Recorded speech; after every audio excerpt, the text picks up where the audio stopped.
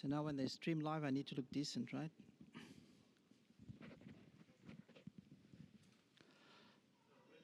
Ready to go? All right, Bismillah ar-Rahman ar-Rahim, alhamdulillah alameen.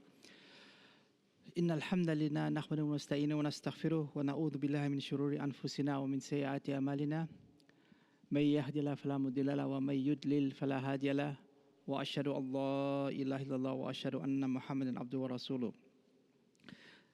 Bismillah ar-Rahman ar-Rahim. Assalamu alaikum wa rahmatullahi wa barakatuh. Brothers and sisters, hope you are well this morning, and Jazakallah khairan for coming. I know it's a Saturday morning and it's sleeping time for everybody. May Allah reward you immensely for taking the time out to learn about the third pillar of Islam. All right, this is a pillar out of the 5 pillars, the least understood pillar out of the 5.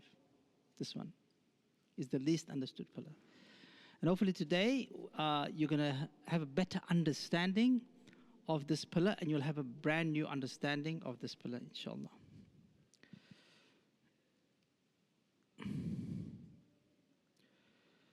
So this is basically who we are as an organization who's running this particular thing. We've been established since 2013. We've been around for, this is our 11th year in Australia. And at the end, I'll talk a bit more about what we do, etc. Because today is not about what we do, it's about the pillar itself. All right? So the importance of zakah. Firstly, zakah is not simply a good deed or a sign of righteousness. Rather, it has been made into a pillar of the religion itself. So if we build this building, you can see this building has foundational walls. Like if for those who knows house, they'll say you can't break down this wall because the foundational wall, it's holding up something. So Allah has created for us 5 pillars that's foundational to our belief. Which means these pillars will be until the end of time. And they will not change. They will not change. And they are what holds up the deen. And that's what makes them so powerful. The problem we have today is that we as Muslims don't even understand the 5 pillars. We're fixing the garden, we know how to do the garden, we know how to do the front door, but the pillars itself in the house is breaking down. Or we don't even know which ones are pillars. And that's part of the problem we have today in the world as an ummah. So this particular pillar is vitally important to where we stand today based on the current events in the last 2 years. And I'll explain that to you as well. Zakah is the right of the poor in our wealth ordained by the true owner of the wealth, Allah the Most High. Zakah has been specified and the amount of that is due has been clarified and left in individual goodness, right? So the pillar is very precise. Okay, I'll come to that. I got another slide about that. Okay. Allah has entrusted and made responsible the highest leadership order to ensure pillar of zakah is enacted, and that's one of the guy. Okay. Now, we prayed Duhr today or Fajr this morning, right? And after the Salah, what's your name, brother?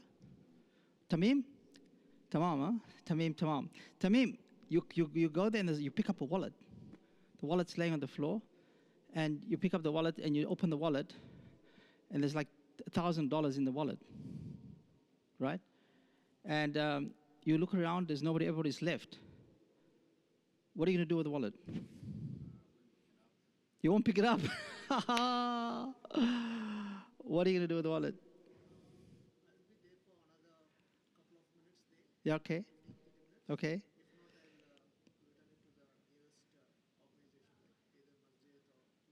No, you're in this masjid. Okay, right? You hand it over to Ashif, somebody from the masjid, right? So the brother, yeah, mashallah, this brother is going to leave the $1,000 laying there. This brother is going to pick it up and hand it, wait at least 30 minutes, mashallah, and then hand it to one of the admin people. How about you, brother?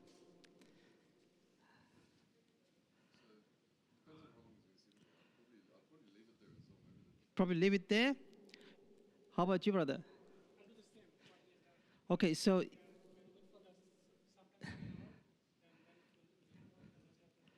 not to be judgmental here, guys, forgive me, huh? It looks like an age thing here, right? The younger guys is just going to leave the money laying there. This is not my business. The older guys, the older from the younger guys, are saying, look, we'll pick it up. I'll give it to the thing, right? Can you see? You notice? It's like, so the moral of the story is don't lose your wallet at MIA if there's only young people around. All right, so the brother is picking up the wallet. He's waiting 20, 30 minutes.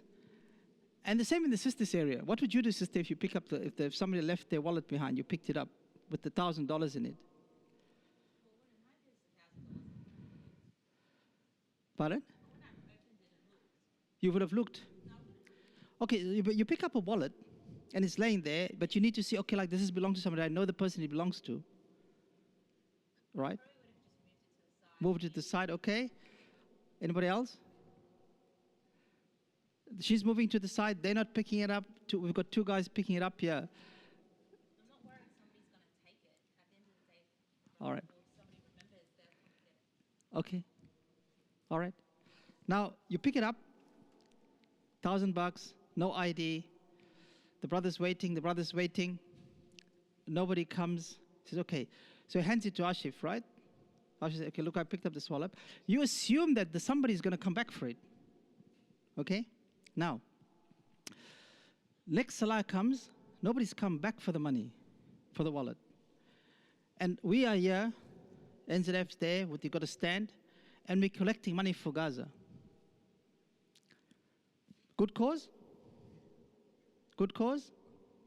Good cause? The guy's not back. Aisha says, well, they can't find the brother. Can he give me the money?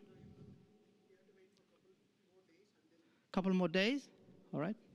Tamim? We're collecting money for Gaza. He's got the $1,000. It's a good cause, right? Can he give me the $1,000? Why not? It's a good cause. It's not his money? Same? All right. 1 month goes by. He hasn't come back yet. We're back. We're collecting now. Again for Gaza. Can you give me the money? Doesn't change? Why? Why can't he give it to me? It's a good cause. Belongs to somebody else? All right. 1 year goes by. Guy hasn't come back. We're back here collecting the money. Can you give me the money? No? All right. So now let's say he doesn't want to give me the money, but he decides, look, this is too much of an amana, and I don't want to just grow this money. It's a good cause. Khalas, the guy's not coming back. Long time's passed. He gives me the money. Khalas, we happy. We got $1,000. Next day, the guy comes. This is, per Murphy's Law, as they say. Next day, he turns up. He says, hey, I lost my wallet here. When you go, where's my wallet? Oh, he speaks to you. Oh, I gave it to Ashif. So he goes to Ashif and says, like, hey, where's my wallet? Ashif goes, oh, man, we gave it yesterday to NZF. They were collecting for Gaza. We gave it to them. Okay. So what happens now? Who needs to do what now?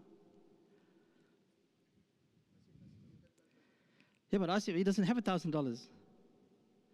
But the point is, somebody has to give him his money back. Why? Why is it? Why? It's his right? Okay. The point we're trying to make when it comes to zakah, it's not who's poorer. You told me it's a good cause. It's not who's needier. It's whose right it is. That's the first principle. Whose right is this money belong to? It's like it's your money. So that you said to me, you can't give it to anybody else because it belongs to that person, right? So it's whose right it is. And we'll talk about the rights versus who's poorer and who's needier. There will always be people poorer and needier somewhere, to wherever you are. You might be in a particular place, there's always poorer people in another place. There's always people needy in another place. So that's why this is the fundamental misconception about zakah, that it is for the poor only. How many categories of zakah are there? Distribution for people to receive zakah. 5? 5? Anybody else want to have a guess? Okay, harder question. Is zakah needed in Australia?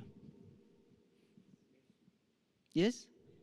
Yeah, like is there people in Australia that's Zakat eligible? Yep. Of course, yes. All right. Yes. So if you think they are or they're not, you need to know the 8 categories. Yeah, you need to know it's 8 and you need to know them in order to say yes or no. You with me? So most people, when it comes to zakah, only knows about 2.5% and the poor. That's all they know about zakah. And some will say, I know zakah is 2.5% of my wealth and I need to give it to the poor. All right? So we're going to talk about the groups in more detail. There are serious consequences for not paying. Like praying, if you don't pray, there are serious consequences on the day of Qiyamah for that. Similar with zakah. All right? Zakah is one of the things. Let's say you didn't pay your zakah for this year and you pass away. Can your inheritors, your children, pay your zakah? Yes or no? No? Can they perform your hajj for you? So why can't they pay your zakah? Can they make salah for you, the ones you've missed? No. Can they make up fastings that you've missed? Yes, they can. So the deen is very beautiful. There's some things you can't do. But let's say you were a person that refused to pay zakah. You just said, I don't believe in it, I don't want to pay. Can you pay the zakah? No. There's a slight difference there. This is a fiqh matters. But anyway, so there's serious consequences. The recipients of zakah were not left to limited wisdom of mankind, and we'll talk about those in a minute. The intention behind zakah is not merely to decrease the burden and difficulty of poverty. Rather, it is to attack poverty itself and replace it and help the poor such as they become self-sufficient. So we hear the term always about teach a man to fish rather than giving them a fish, right? We hear that term. Do you know what that means? Like rather than giving fish every day, teach him how to fish. So the pillar of zakah is fundamentally designed to do that. And we'll talk about numbers that will blow your mind. We'll talk about numbers that will blow your mind. While referencing the recipient of zakah, the Sharia has tried to address several possibilities of society. So this is Allah's law. It's a perfect law. All right. Recipients of zakah. I gave you the answer. There's 8. Let's quickly touch on them. The first one, this is the ayah of the Quran.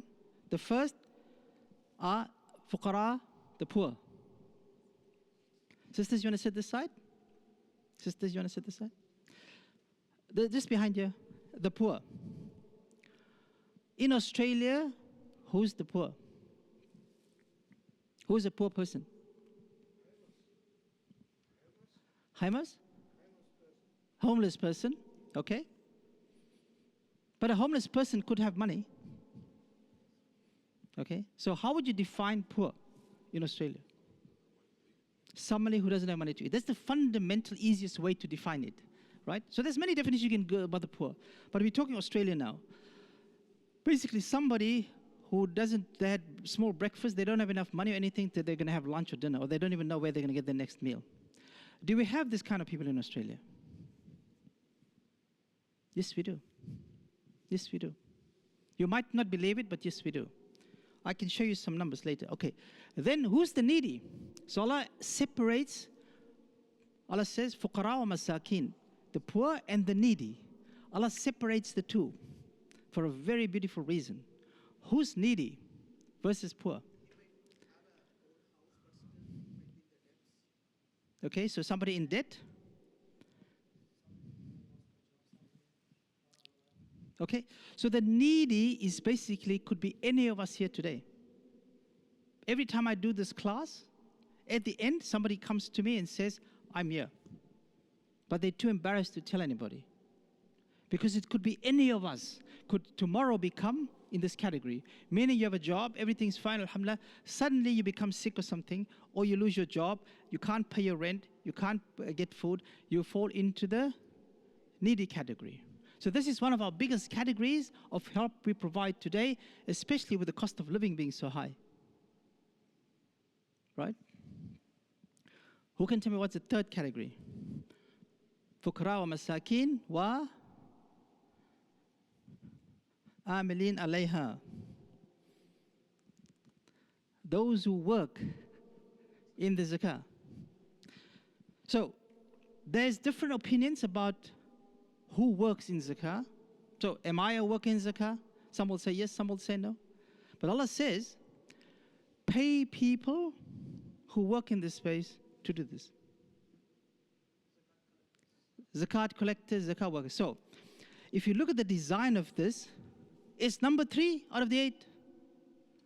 If we had to say we're doing a workshop today and we're going to do of the 8, we'll prioritize them. Where will we put this? The last, maybe, right? Because in our mind, that's how we think. But Allah puts things in an order for a specific reason. It's designed, Allah says, pay people to do this properly.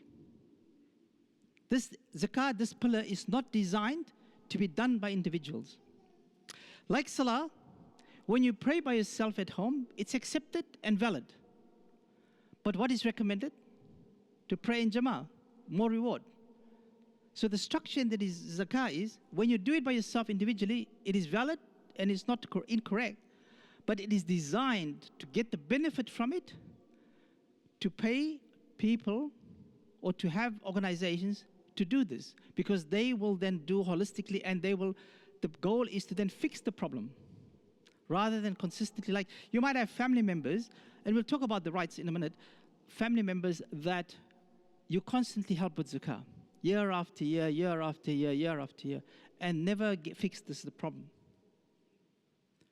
If it's structured and done properly, they should come out of poverty, and they should come out of these 2 categories. That's why this is number 3. What is the biggest problem we have today with the donors, like yourself? When you donate money to an organization, what is the first thing you look at? What are one of the first things you guys look at, if you do? Many people say, what's the admin cost? Right? You say, how much they spend on doing this work. When you come to MIA and pray here, and there's a donation box there, hopefully you guys are putting money in the donation box. Before you put the money in the donation box, do you ask anybody here whether the imam is paid or not? Why not? Why not? Why don't you ask if the imam is paid? Because if the imam is paid, I won't put money in the box. Same concept. Same concept. Why would you say, if you guys are using money to distribute the zakah, I need to get distributed? I'm not giving it to you. I'll only give it to somebody who's not paying anybody to do this work. Do you expect at work that you go to work and nobody gets paid? Allah has said and ordained as part of the 8. All right? Very, very critical, very important. And it's a subject that not many people like to talk about. Mu'allaf al-qulub, to bring the hearts together. Take category number 4. What's that? What does that mean? Who is that? So generally it refers to what they say, the rivers, those who are new to Islam or coming into Islam, to strengthen their hearts. But it also means mu'allaf al-qulub, for bringing the hearts together. It could be 2 families are disputing over money. Somebody owes somebody else money or whatever, or you can bring them together to reconcile. All right, so in each of these categories, it requires like a full 20 lessons to just go to each category. We have 20 slides at the end of this just to go to deep dive into these categories. So I'm just giving you sort of a tip of it, all right? Then the next one, to free a slave. Do we have slaves today? Do we have slaves today, sisters? No? No? Australia has just released 2 weeks ago a whole policy on modern slavery. They're trying to ban modern slavery in Australia. Are there any slaves in Australia today? Of course there are. There are slaves, my brothers and sisters. We're talking about slavery. There's sex slavery going on. There's labor slavery going on. It's called modern slavery. This is the term modern slavery. It's not like the old days where they buy people. But technically speaking, it's the same thing. Same concept. So let's say we have a case where we have found that a sister was brought against her wishes from another country and used in the sex trade in Australia. We have that. It's just fascinating, but people don't actually realize these things exist, right? So, free a slave. So in the Oland's concept, one of the best things a person could do is to free a slave, right? So you can use the zakat money to free a slave. Then,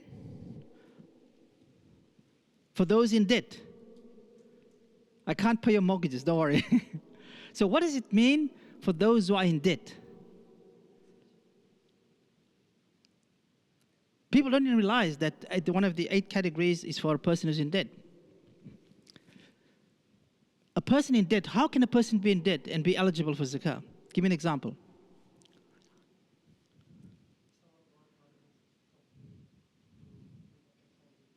But he'll fall already in poor and needy, but he borrowed money. So an easy example is somebody's just passed away. How much does it cost to bury you in Sydney? You better know because they need the money to bury you. $11,000 today. If you die today, your family will need $11,000 to bury you. And I'm online, but I'll be controversial. Anyway, no masjid in the entire Australia will bury you until you pay. They will not bury you until you pay. And somebody has to pay. The body ain't going anywhere.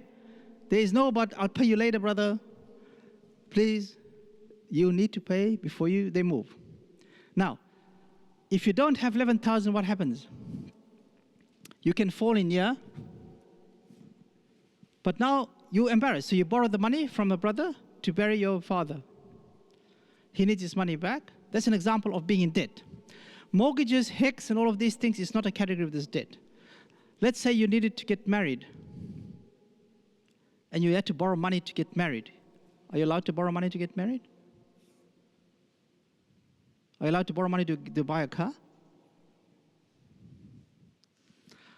What are you allowed to borrow money for? But let's say you got a job, right? But you need a car for that job. Are you allowed to borrow money from your brother, your dad, to buy the car for the job? Yeah, khalas. Now, let's say you want to get married. You know, things are tough. You need to get married. It's one of the things to do. But you don't have enough money to do it. Are you allowed to borrow money from somebody to do it? Answer is yes. Yes. Answer is yes. As long as you do the loan and the borrowing according to Islamic rules. Now, let's say you borrow 10 grand to get married. You need to buy a house, set up house, whatever. Now, 2 years later, the brother you borrowed the money from needs his money back. You're still not ready to pay him back. And you're struggling, whatever. You're in debt. So those are the kind of debts we're talking about. No. Mortgages, home loans, car loans, HECS, all of that doesn't fall here.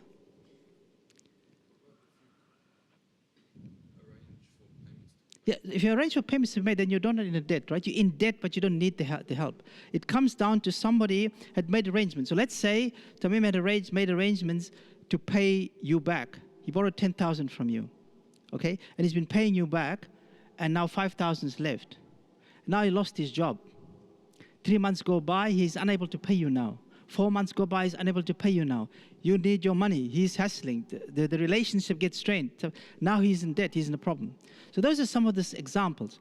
Now, one of the things we learn here, who can tell me, so one of the categories we have a lot of people coming saying, I've got a debt and Muhammad wants his money. What are the things that we need for us to be able to assess whether we can help you in this category? Pardon? Circumstances. So we've proven your circumstances are legitimate, but there's one specific thing that we need. Proof of the debt. He borrowed money from you. What's your name, brother? Baligh. So Tamim borrowed money from Baligh. He comes back and he says, I still owe Baligh 5,000. I say to Tamim, prove to me. He says, I don't know. I haven't written anything down. We can't help him. Even if he brings Baligh, Baligh can say, but what's wrong with that? Why? No, no. So what zakat does, it allows you to make sure anything to do with your money is done properly. So every year when you have your anniversary, you calculate, and we talk a little bit about that later, you assess your financial well-being. You know, you go once a year to the doctor, get your blood test done, get this done, check are you okay physically. Zakah is once a year to check your financial halalness. So when you do a contract, when you're borrowing money from somebody, it's in the Quran stipulated how this is done. You need to write it down and have 2 witnesses. And it must be written. So it teaches you. It teaches you. Now, next time you borrow money, you didn't have this, I can't help you because you don't have the evidence that Islamic requires from you. All right? And many times we have this and people don't realize we cannot do it unless you've proven that this is a legitimate loan, because people could make up stuff. The 2 of you could get together, pretend you have a loan. Now, let's say, you could make this up. What's your name, brother? Khalid. So Khalid, you organize with Khalid, you're all getting together. What's your name, brother? Ibrahim. So Khalid and Ibrahim are the 2 witnesses. They're the 2 witnesses to say, we're going to call NZF, we're going to say that Tamim borrowed 10,000 from you, 2 witnesses. Will you sign? Will you sign as a witness that you're part of this fraud situation that's going on? Will you sign, Ibrahim? Why not? But why won't you sign? You're going to get some money. No, you don't need money. But you're trying to defraud us. The 4 of you got together. Tamim is saying that Baligh borrowed him 10,000. To give us the paperwork we need, you signing as 2 witnesses. Would you sign? Yeah, would you sign? Why not? Haram. Because one of the things it teaches you again is, why is a witness so important, is that one of the people on the day of judgment who will be called to account is a witness who lied. The witness who lied. So there's witnesses, and one of the more important things in witnesses is in relation to marriage. Why is it 2 witnesses to sign? 2 witnesses from either side. You with me? So when it comes to zakah, besides it being about 2.5% about money, it teaches us everything to do with our financial well-being. Right? The next one, fi sabilillah. What does fi sabilillah mean, sisters? I need to keep you awake. What does fi sabilillah mean? For Allah's sake, right? So Allah puts in here, in the 8, fi sabilillah, for Allah's sake. So that means you can use zakah for anything. Agreed? Why not? Fi sabilillah means everything. It's a path of Allah. So, fi sabilillah is free. It's for Allah's sake. It's inside the 8. If Allah puts it inside the 8, which means Allah has restricted it. Inside the 8. Otherwise, Allah would have just said zakat fi sabilillah. So in this context here, fi sabilillah fundamentally is for jihad. To protect the deen. So the biggest protection is in battle, is in fight. But fi sabilillah here also means to protect Islam, to protect our religion. So today we have different battles. How do we protect our deen? Different generations will have different things, how the deen needs to be protected. All right?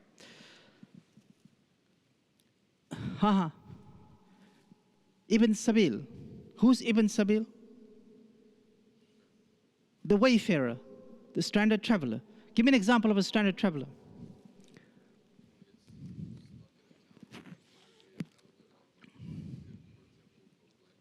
Yes, someone. So give me a more practical example. Do you have Ibn Sabils in Australia?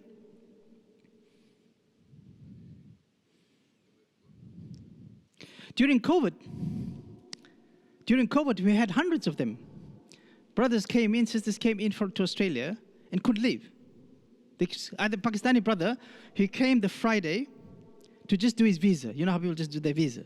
He was planning to fly out on Monday. Sunday, they locked down. He was here for 2 years. Couldn't get out. Ibn Sabil. Now, there's a brother in Turkey from Palestine. stuck in Turkey. All right?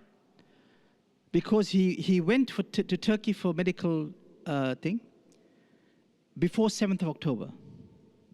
So when the war broke out, he got stuck in Turkey. He couldn't go back there. So he tried to come to Australia. So he's applied twice to come to Australia, but his visa got rejected. So he's applied to us. He's applied to us to help him. Now, he's from Palestine. He's stuck in Turkey. He's applied to Australia. Which of the three countries on the Day of Judgment will be responsible for him in relation to this? Australia? Turkey? What about Palestine? For those who said Australia, why do you think it's Australia? Pardon? He rejected his visa. Why did you say Turkey? He's Ibn Sabil where? In Turkey. So Turkey is responsible for him from a fiqh perspective. You with me? Coming back to the right. So let's say a brother walks in here now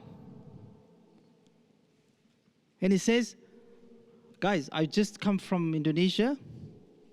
I walked in Liverpool. I got mugged there in Liverpool. Huh? I lost my passport, all my money. I need to go back to Indonesia. Is it Ibn Sabil? Is it Ibn Sabil? All right. Is Ibn Sabil, right? Who's responsible for him? Australia. Okay. Who in Australia is responsible for him now? We are. Who? But who as in we? Where did he walk into? In MIA. He walked into MIA, right? So what's the issue now? What happens now? Who are you going to call? Or you guys are going to leave the guy stranded. Who are you going to call? Like you left the wallet, you're going to say, Khalas Habibi, you're like, we need to go home. Huh? Balik will say, okay, I'll help you. What are you going to do now? You call Ashif again, right? So, okay, so you hand him over to Ashif. What's he going to do now? Sheikh, right? Okay, the Sheikh goes like, he needs now, how much is the ticket to Indonesia? 2 grand? 1,500? Okay. We need 1,500 zakah to give to him. But we just gave all the money to some other charity last week. We don't have any zakah left now. What now? Okay, let's say we're not there. Who's responsible for him? MIA is. They collected zakah at MIA. It's the same as the wallet. You with me? The guy is coming back for his money. It's his right. You collected it here, you better have it. Doesn't matter what you've done with it. You better have his money. He's one of the 8. You collected zakah. It's his haq. It's his right. That's the fundamental principle you need to understand. So wherever zakah is collected in any masjid, people need to understand that if somebody walks through that door, they better have their money, because it's like coming to fetch a guy, I'm picking up my wallet. Now, fortunately for us that exist, they send them to us. But most of the people don't give zakat to us. But they expect us to then give him the money. So it's a catch-22. So that's why you need to understand. Yes, brother. Or like we go to the police. Yes, brother.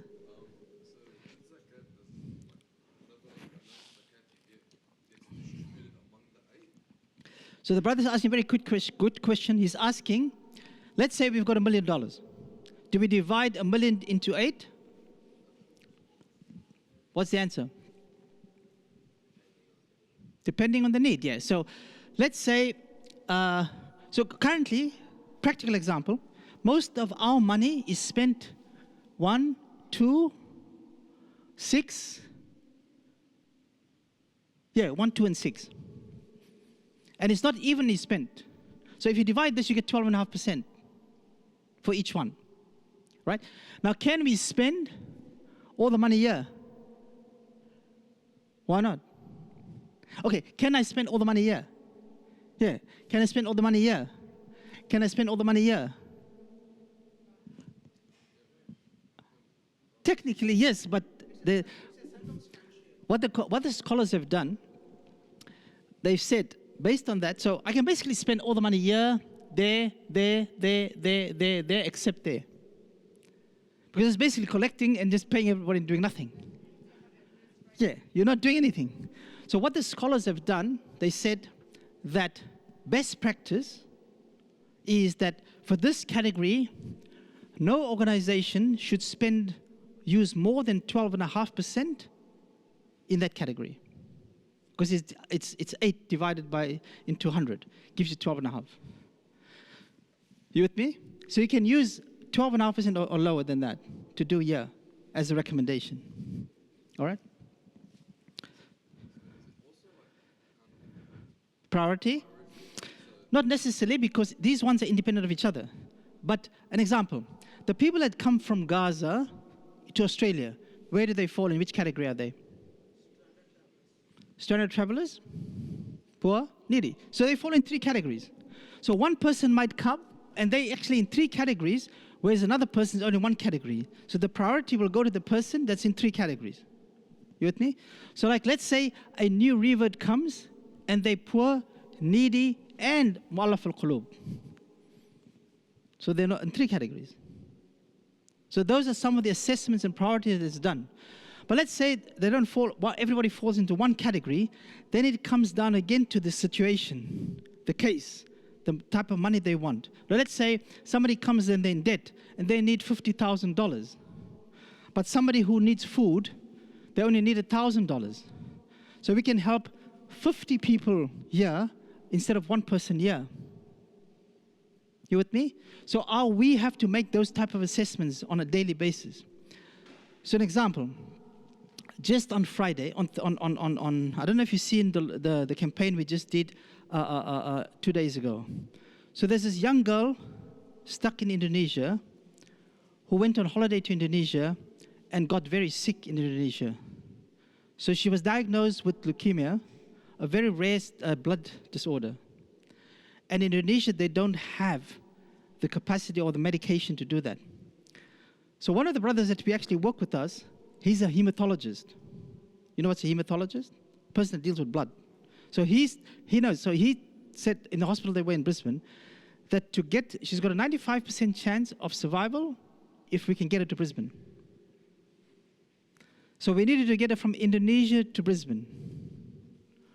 But it was going to cost $150,000 to fly her out from Indonesia on a medevac flight to Brisbane. Right? So they called us on Wednesday. Actually, I was still overseas. Said, guys, this is the situation that we need. So now we have here the needy, right? But we also have all of these other cases. So the priority of then assessing, can we spend $150,000 in this case? So those are sort of things we do every day, right? So what happened was, basically the brother said, okay, we will, because we needed to pay, she needed to get to the hospital by Friday. Because any further day, so basically a decision needs to be made quickly. Can we do this? Can we do this? The decision was made, we'll pay, they'll give us the money back when they can. Because we had the capacity to pay them. So we paid for the flight, flew her in on Thursday evening. She's in hospital by Friday, and alhamdulillah, she's recovering now. So it's Saturday, 4 days, okay? We then said, okay, let's raise the money to help us get our money back to help the other cases. We normally spend time, like we thought it would take, like when we raised money for the doctors to go to Gaza, it took us like about 6 weeks to raise 100,000. We raised 160,000, 151,000 in less than 24 hours. The point I'm making here is that this is the power of zakah done properly. Done properly. This is the power, this pillar is the well-being of a community. This pillar is the physical, financial, and emotional well-being of a community. If established correctly, and I'll show you later how powerful this is. Another example, how many people from Gaza is in Australia? Those who came as refugees, or on holiday visa, but that came from Gaza, whose families, how many are here? You should know. Why should you know about this? How many Syrians came 8 years ago?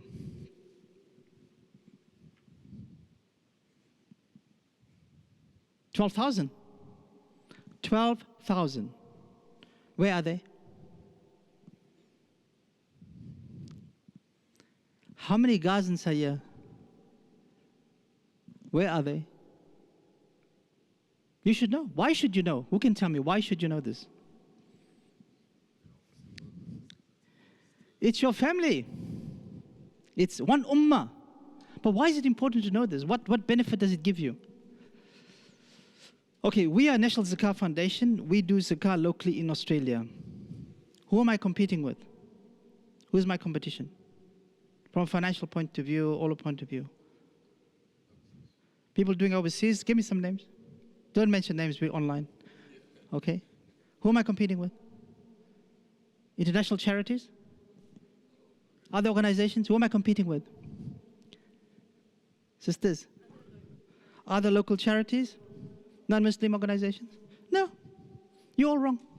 No. Do you know who's my competition? No. Red Cross, Salvation Army, St. Vincent de Paul. These are my competition. We are fighting to maintain the iman of our people. If you can't take care of them, who do you think is taking care of them? Currently, the government gives grants to who? To take care of the Gazans. Who has it? Red Cross. What do you think they're after? So, the pillar of zakah is designed to maintain your iman. It is designed, one of the benefits is for you to help us to make sure our Muslim brothers and sisters are protected from their iman firstly. That they stay as Muslim. And we'll talk a little bit more detail about that. All right, any questions so far? No? Good. So this is especially for you girls, sisters. Do you pay your own zakah? You do? You calculate your own zakah? Alhamdulillah. Anybody here, husband, brother, father, does it for you?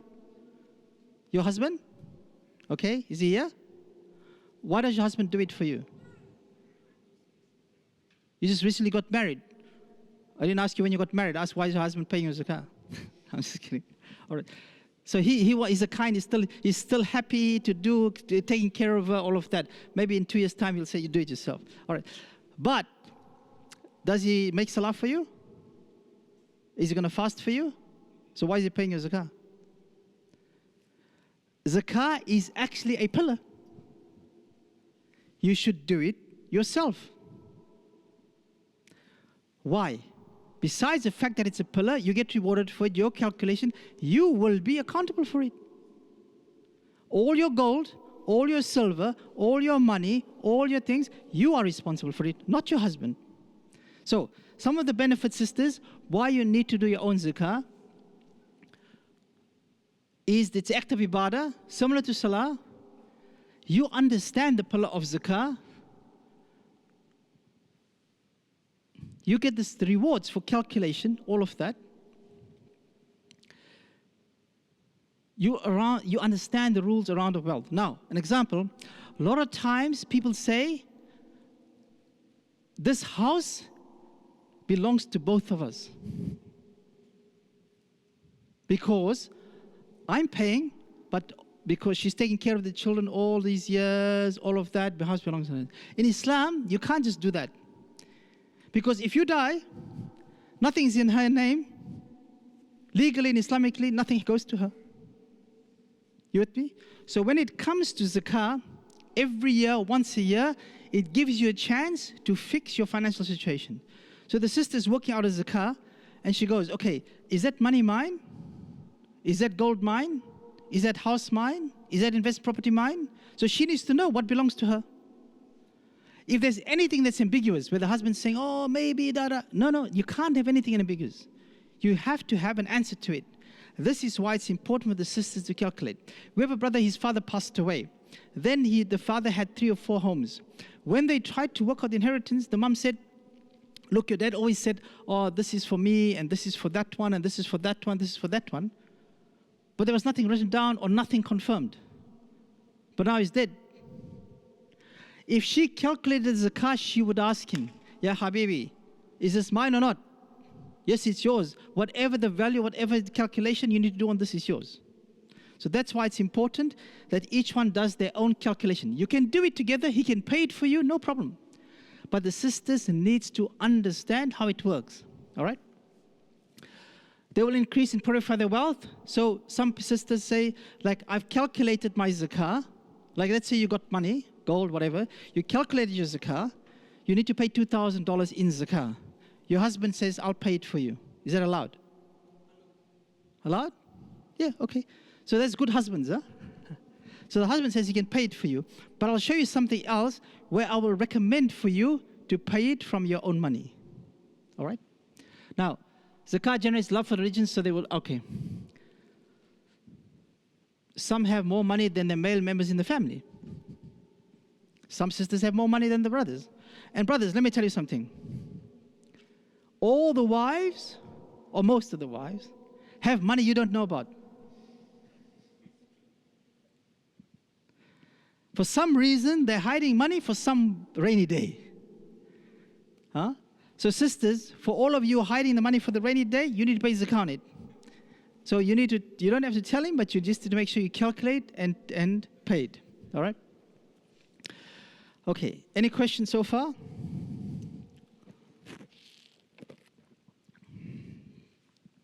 The power of zakah. Now everybody's here to learn how to calculate. I know you are here for that purpose. Everyone wants to know, how do I calculate? But as I said earlier to those who were here early, if you're going to do a salah class today, I'm going to teach you how to perform salah, but I'm not teaching you the wisdom of salah.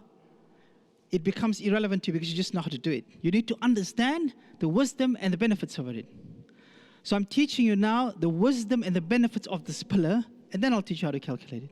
Because then now you feel more obliged to do it properly.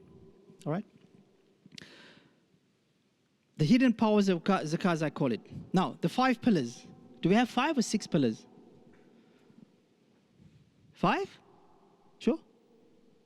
You just, as soon as you say to somebody, sure, it's like thinking, oh, am I right? Of course we have 5, right? Now, the first one is iman, spiritual pillar. The second one is salah, which is spiritual and physical. Then we have fasting, which is physical or spiritual, both of them. And then hajj is spiritual and physical. Huh? Both. And then zakah, both financial. This is the money, the one we love, the zakah one, right? Now, if I stood up here and I'm not a Muslim and I say, I'm a Muslim, am I Muslim? I'm a non-Muslim and I'm standing up here and I just say, I'm a Muslim. Am I Muslim? You have to take shahada, right? Agreed? Agreed. So it has a specific rule. Pillar number 1 has a specific rule. Very precise. Pillar number 2, which is pillar number 2? Salah. Sure? Okay. How many times do we pray? 5? Sure? 100%? How many raka'ahs is duhr? 4? Can I make 5? Can we pray duhr now? Even if we wanted to? Even if it was it had time in a hurry? All right? So pillar number 2 is very prescriptive, very precise. Has very clear rules. Can we change any of those rules? Can we make up of any of other rules? No, all right? Pillar number 4 is what? Fasting. Ramadan's coming up in a month's time, inshallah. When do we start fasting? As in the day? Before Fajr, right? Can I have Fajr? Can I have breakfast and then make 10 o'clock decide to fast? Right? When do we break our fast is agreed upon. What breaks our fast? All of that is done. Very clear rules.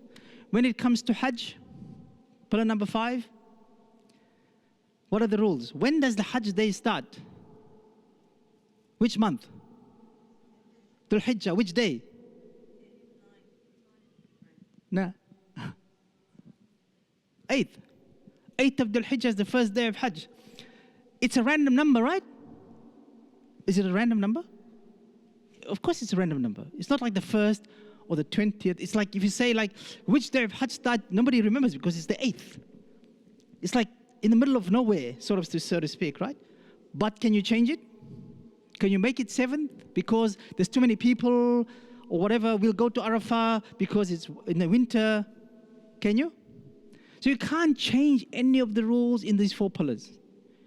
You can't make up your own stuff in any of these 4 pillars. It is very prescriptive and very precise. So why is it when it comes to pillar number 3, we make up our own stuff?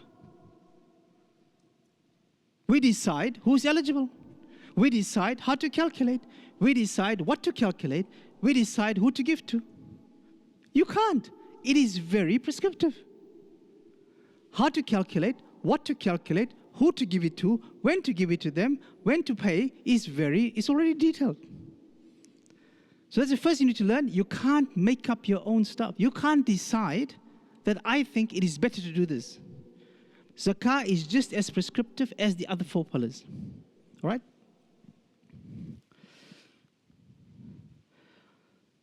Zakah is the only pillar that sits in both sides. It's visible and invisible. Prayers and Hajj is visible. You can see when somebody's praying and you can see when somebody's going on Hajj.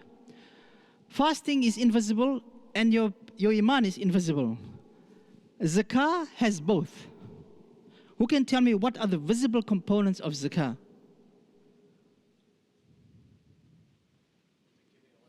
Giving the money is visible, right? What are some of the invisible components? What's the invisible component of zakah? No, that's a benefit. You the person seed? When you give it to the person seed? It's visible. Huh? Pardon? How much you give? Like when you give it to me, I've already seen how much you're giving me.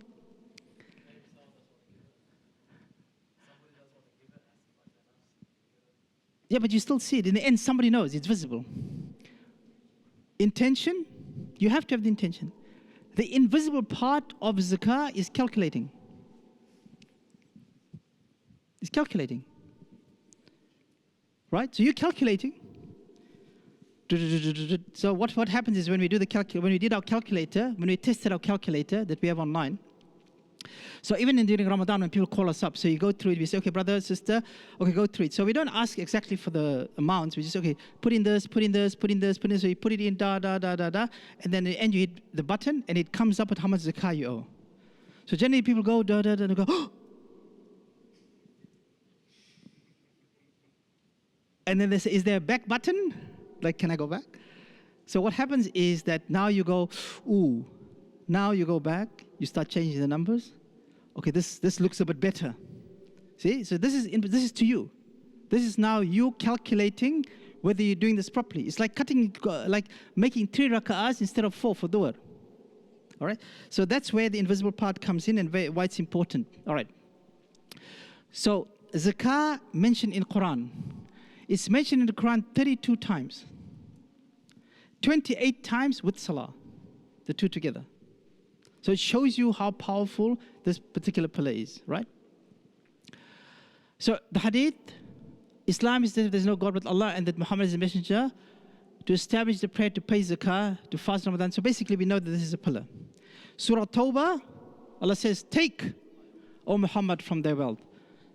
Khud min amwalihim. Khud, take. It's in, what does the verb is what? To take.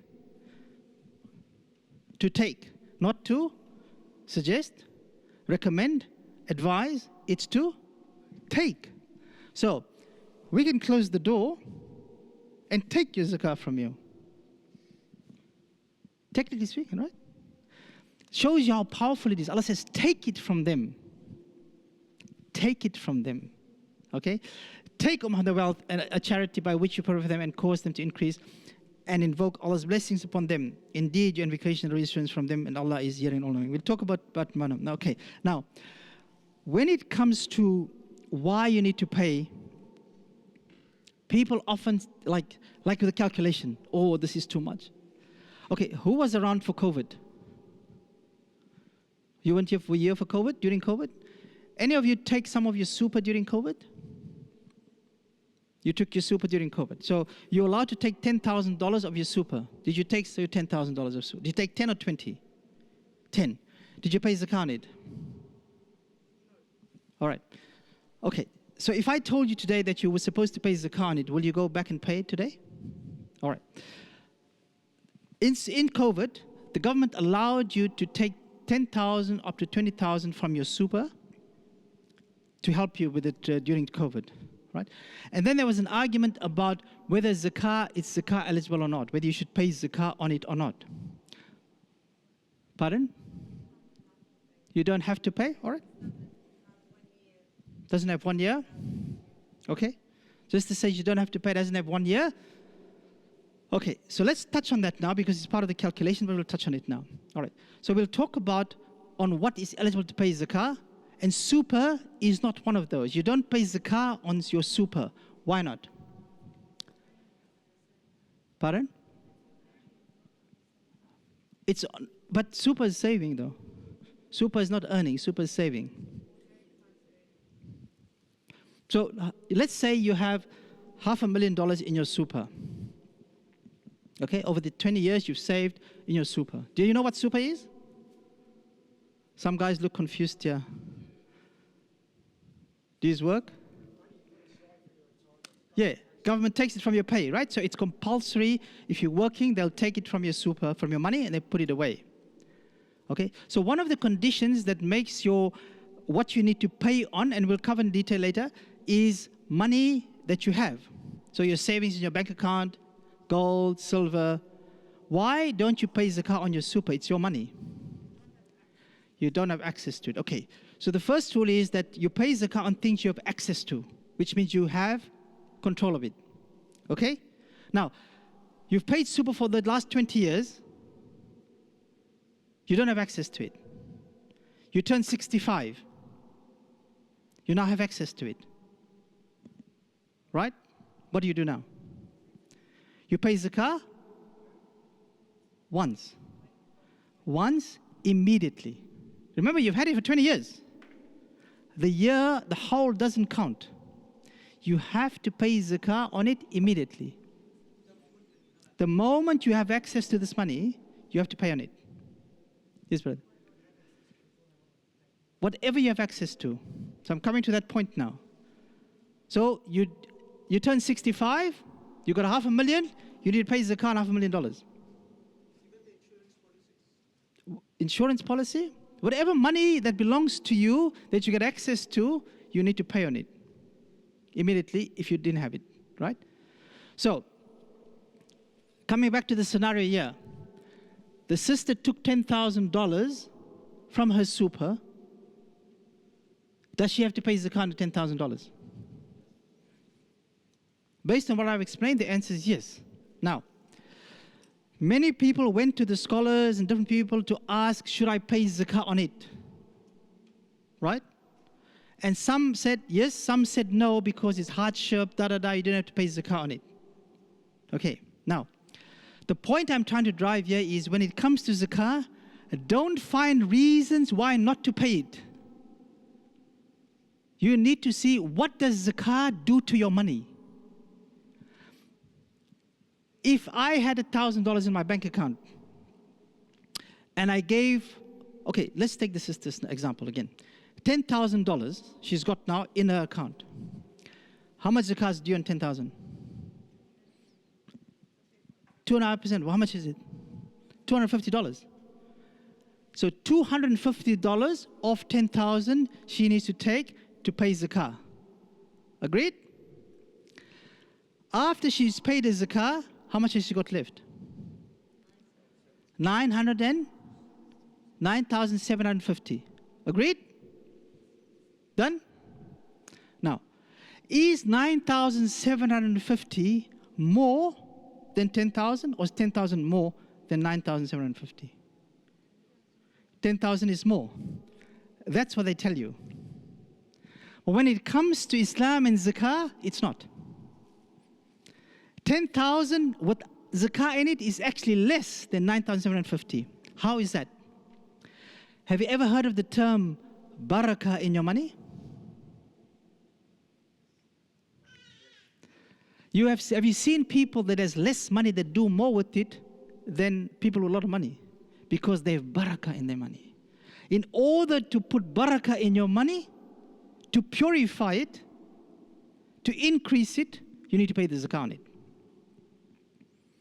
So Allah says, zakah equals growth. So if you want to grow the 10,000, you basically have to give 250 away of it.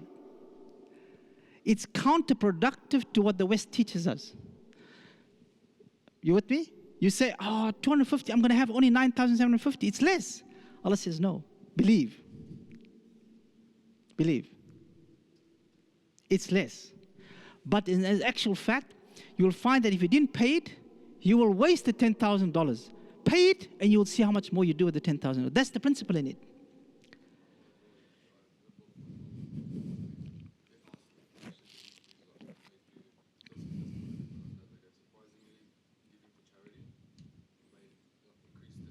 Prophet ﷺ said, nobody has gotten poor from giving sadaqah, from giving charity.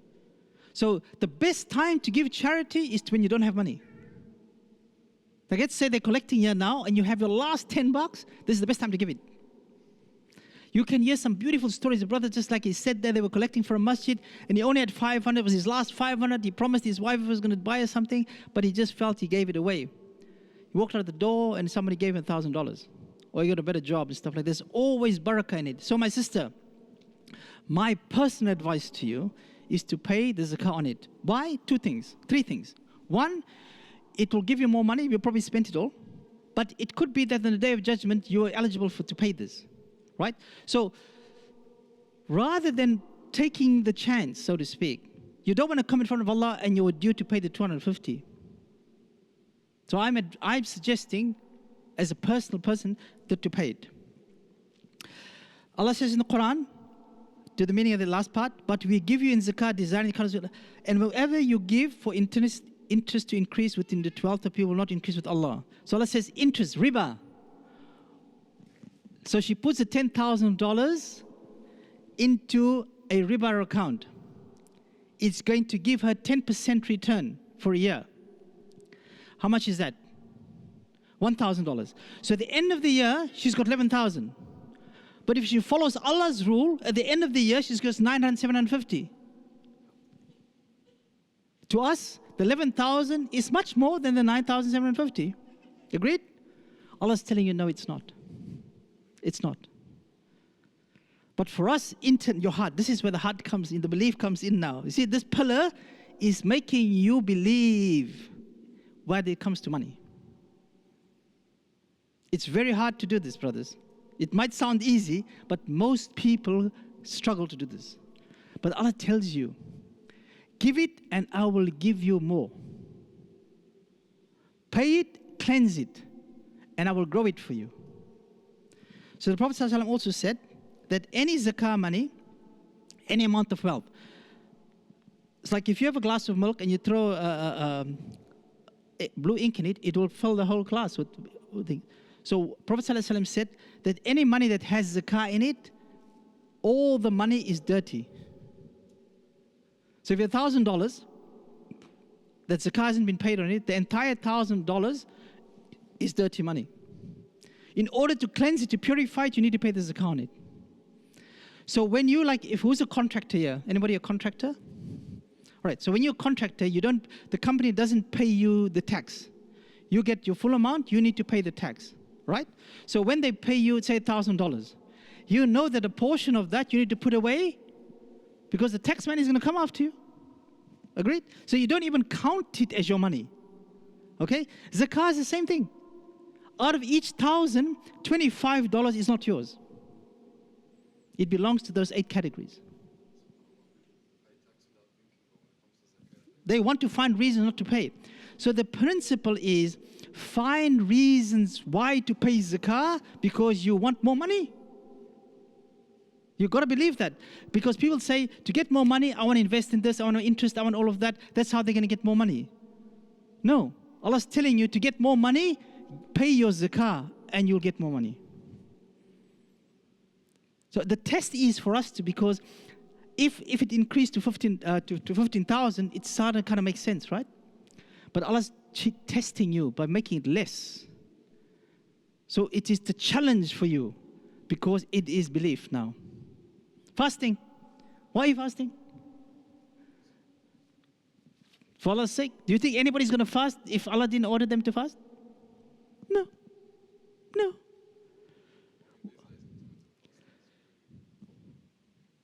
Yeah, but what is your intention now? Yeah. Because the benefits are there. People are starting to see the benefits. In Islamic finance, why do you think Islamic finance is becoming the latest trend? Because it has barakah and benefits in it. And it benefits the person, not the corporation. Right? This is the principle of zakah. Zakah is not only about two nabs, it's about your entire well-being and your wealth. All right? And in the calculation, it'll show you how to do them. Now, just quickly, in the Quran, zakah came for prophets before us. So Prophet Ismail was given the pillar of zakah. And he used to enjoin on his people prayer and zakah. And the mention in the book, Idris, zakah was given to Idris. Then zakah was given to the Yahud, Bani Israel. And when we took the covenant from the children of Israel, enjoining upon them, do not worship Allah, and to parents do good, to relatives, orphans, and the needy, and speak to people good, and to establish prayer and give zakah. This is for the Yahud, for the Jews, before Islam. Then Prophet Yaqub and Ishaq was given the pillar of zakah. And believe it or not, Isa was given zakah. So even the Christians should have the principle of zakah.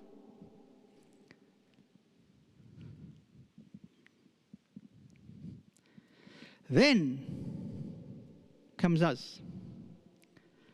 We know that the zakah. So this is my favorite hadith when it comes to this subject. Who knows Mu'adh? You know Mu'adh? Mu'adh ibn Jabal, one of the companions of Prophet ﷺ. Sisters, you know Mu'adh? So Prophet ﷺ, he was one of the favorite companions of the Prophet ﷺ. How old was he when he came in the company of Prophet ﷺ? How old was Mu'adh when he came? He was 15 when he came into the sort of the circles of Prophet ﷺ. He was Hafid, he was one of the best at that young age. At the age of 17, some say 20, let's say 17 for discussion's sake, Prophet ﷺ says, Ya Mu'adh, come here, I have a task for you. So they're walking, and imagine, they're walking in Medina, and Mu'adh tells a story. And Mu'adh is sitting on the camel, and the Prophet ﷺ is walking next to him. So when you take this hadith, besides the zakah part of it, there's such beautiful lessons in this. The boss is walking next to the rider. He's only 17 years old. He says the Prophet ﷺ puts his hand on his leg. Like, they talked about how the Prophet ﷺ touched them, how the Prophet ﷺ smiled at them, because they were so close to the Prophet ﷺ that they interact with him. They will tell you to the detail. He said the Prophet ﷺ put his leg on his hand on his leg, and he said, Ya Mu'adh, ahibbuk. Ya Mu'adh, I love you. Right? So now you see Prophet ﷺ getting him ready. He's going to send him on a mission. And they said, Prophet ﷺ walks with him, and he says, perhaps when you come back. So he's sending him to Yemen.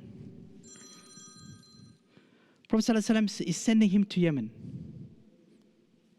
He says, perhaps when you come back, you will not find me, or you will find my grave. Now imagine, you are so young, Prophet ﷺ loves you so much, and he's sending you on a mission. And he says to you, when you come back, I won't be here. Did Mu'adh say, oh, Prophet ﷺ, no, please, don't send me, I want to stay here with you? No. Did he say that? No. So what did Prophet ﷺ say to him? He said, verily, you are coming to people among the people of the book. Where is he sending them to? What? To what type of people? Non-Muslim, right? To people of the book. Christian or Jew, right? So he's basically sending him to non-Muslims. He says to Mu'adh, so call them to testify there is no God but Allah and I am the messenger of Allah. He says to Mu'adh, Mu'adh, teach them about Islam. Give them shahada. Then, if they accept, then teach them that Allah has obligated 5 prayers. One other lesson here is what, my brothers and sisters? What's another lesson here? Teach a person one thing at a time. Step by step. So when people come into the deen, what do? We throw the whole book at them. This is teaching us how to bring people to the deen. So he says to him, give them shahada. If they accept this from you, then talk to them and tell them Allah has obligated 5 prayers. Right? Agreed? Then, if they accept that, then teach them that Allah has obligated charity to be taken from their rich and given to their poor. All 4 madhhabs agree, based on this hadith, that the first right of zakah to be distributed where it is collected. What does it say? Take from their rich and give to their poor. So, the first right of your zakah is for your blood relatives. Then, for those closest to you in distance. Then, for those closest to you in distance. So, let's say you have no relatives overseas. Then your zakah, the first person has right to your zakah is somebody who lives in Liverpool. If you live in Liverpool. So, it says, take from their rich to give to their poor. So, it is saying, fix these ones, then this, then this, then this, then this. This is how Islam works anyway. You first fix your family, yourself, then your own family, then your neighbors, then your extended family, then the people in your suburb, then the people in New South Wales, then the people across Australia, then the rest of the world. That's how Islam works, in anything. Zakah is no different from that. Zakah is no different from that. There's no point in helping somebody overseas when somebody in Liverpool needs it. It doesn't say you don't help the person overseas, don't get me wrong. But this is the fiqh of zakah. It is take from their rich to give to their poor. Now, if they accept that, beware not to take from the best of their wealth. Be on guard from the supplication of the oppressed, for there is no barrier between it and Allah. Now, the story narrates, Mu'adh goes to Yemen. Prophet ﷺ passes away. Abu Bakr becomes Khalifa. How long was Abu Bakr Khalifa for? 18 months. Right? So say 2 years. So let's say Prophet ﷺ died 1 year after Mu'adh. Abu Bakr takes over 18 months. Let's say 3 years now, right? Just for the sake of discussion, to make it easy. Umar al-Khattab takes over. How long was he Khalifa for? 12 years. All right. So in the time of Umar, it's not clear exactly what in that time. But let's say within the first 8 years, for sake of discussion. So we're talking a period of 10 years. Okay? In that time, Mu'adh sends some of the zakah back to Medina. Everyone knows Umar, right? You don't mess with Umar. You don't break the rules of Umar. Umar summons his Mu'adh and say, Ya Mu'adh, why are you sending the back zakat to Medina? You're not allowed to do this. Again, proving you're supposed to distribute where you collected before you do anything else with it. What did Mu'adh say? Mu'adh says, no, I fulfilled all the needs in Yemen. This is what was left over. The following year, Mu'adh sends half the zakah back to Medina. Umar challenges him again. Same answer. What do you think happened the next year? He sent all the zakah back to Medina. So, brothers and sisters, imagine for a moment. In less than 10 years, Mu'adh, 17 years old, takes a people from disbelief to one of the most prosperous nations that ever lived, to the pillar of Zakah. The framework is there. The prototype is there to show you how powerful this pillar is. Right? The Japanese today, are they one of the most powerful nations? Most intelligent nations? Most caring nations? Most smartest nations?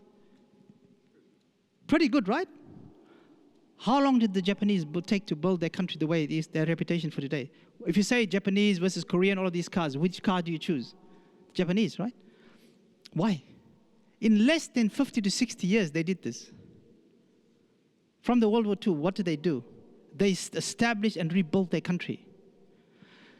Shows you it's doable. Shows you the power of just saying, this is what we're going to do. Zakah shows you that using this pillar correctly, we can take Australian Muslim community to be the most prosperous community in this country. The prototype is there.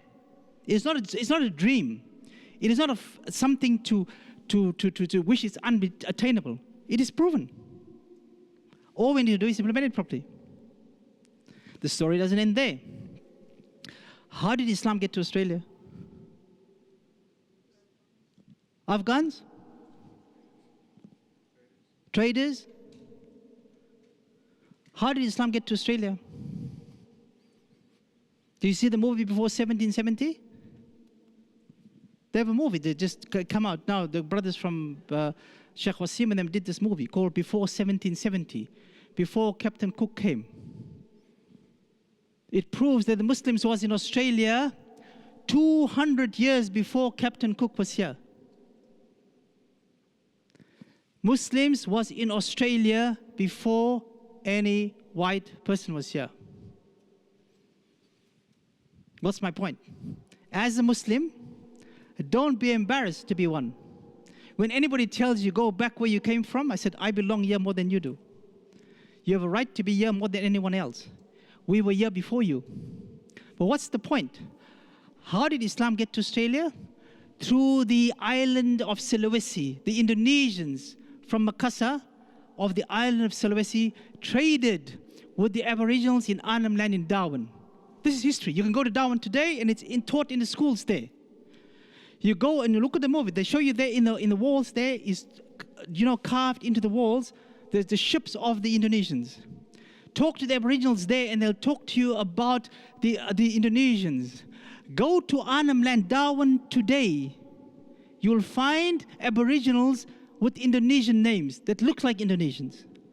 Go to the island of Sulawesi today, you'll find Indonesians that look like Aboriginals. They intermarried. So Islam was in Australia more than 400 years ago. What's my point? How did Islam get to Indonesia? Traders. From where? India. How did Islam get to India? Traders. From where? Most of the people from Singapore, Malaysia, have Arab heritage, and they call them Hadramis. Where is Hadramaut from? Yemen. How did they get there? Mu'adh. Mu'adh, 17 years old, took people from disbelief to Islam across the world. That's the power of this pillar. You can take this community to the next level. We will be the most prosperous, most aspired community that everybody wishes to be part of. And that's the principle of Islam. It's doable, my brothers and sisters. It is doable. Today, we are regarded as the worst. For reasons, for our own good, for our own making. But we can turn this around. And the means to turn this around is to the pillar of zakah.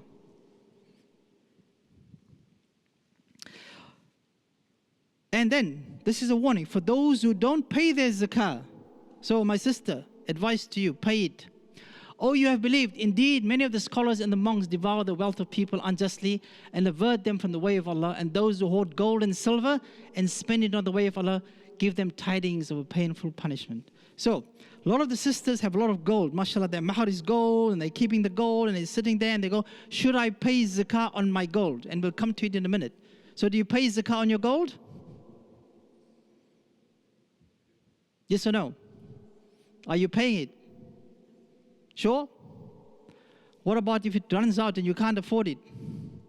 So let's say you've got so much gold, you need to pay $5,000 of zakah in gold because of your gold, but you don't have $5,000. What do? Sell it? Oh, but you got it for your mahar. What are you going to do? Husband won't be happy. Huh? So his money? So what's the concept here? What's the principle of that?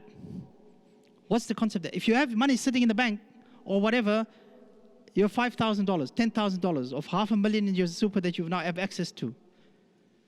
You pay zakah on it this year. Next year, the $500,000 is still sitting there. Do you pay zakah on it again? Yes. Your gold, do you pay zakah on it every year? Yes. So the principle is for money and gold not to sit around. For those who are economists, anybody economist here? The idea is to move the money. The idea is for the money to move, to use it, to invest it, to make use of the money. So everybody benefits. Zakah is a financial system in itself. So it helps the poor, it helps the needy. If you look at the Australian Centrelink concept, it's a zakah concept by just its design. If you look at the Australian tax system, it's almost a zakah concept by design.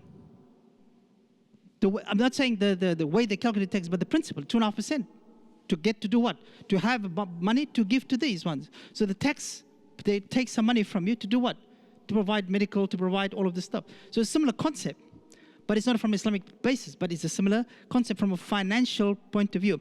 We have the answers. And Allah says only 2.5% is needed. Let me ask you this. How much money do you think, how much zakah do you think is collected in Australia in Ramadan every year?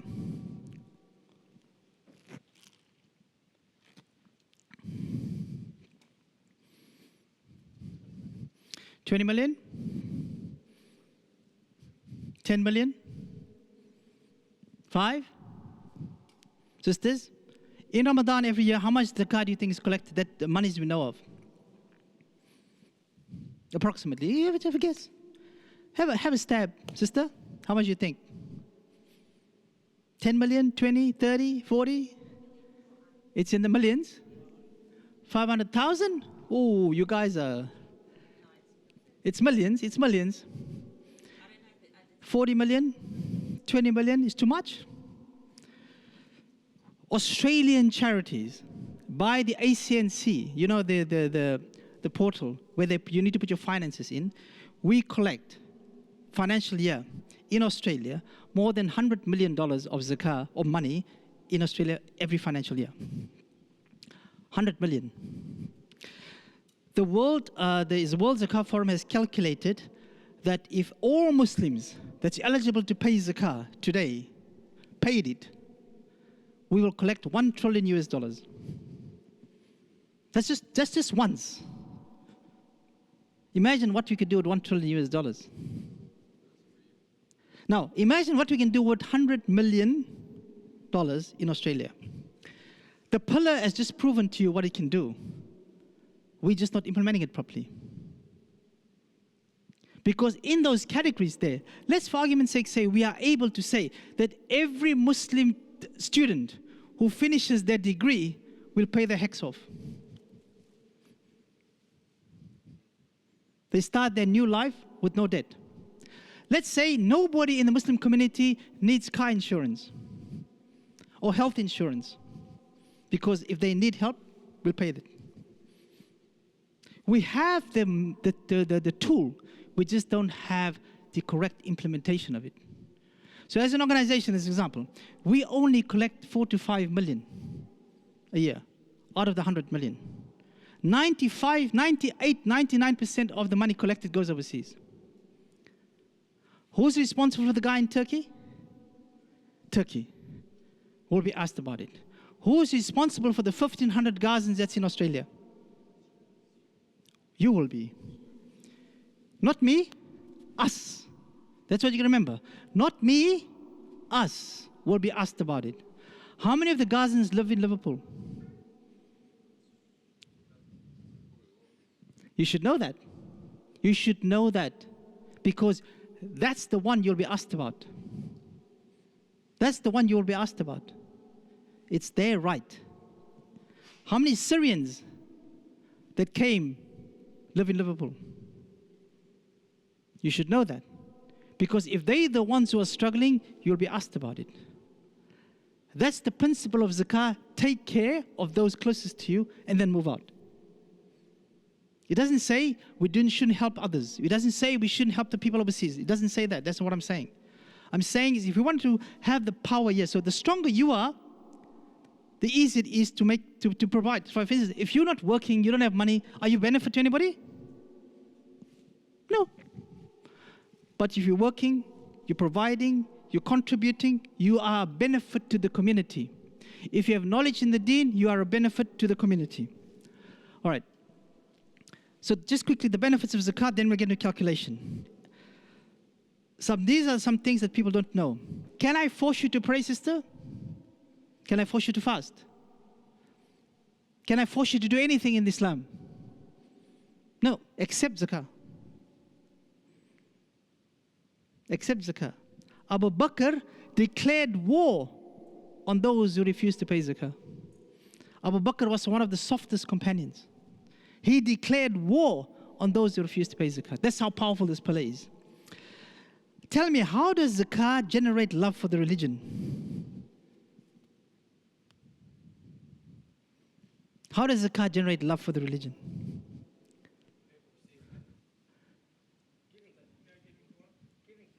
Giving? Why does it generate love when you give? Makes you feel better. Does it? Or you feel,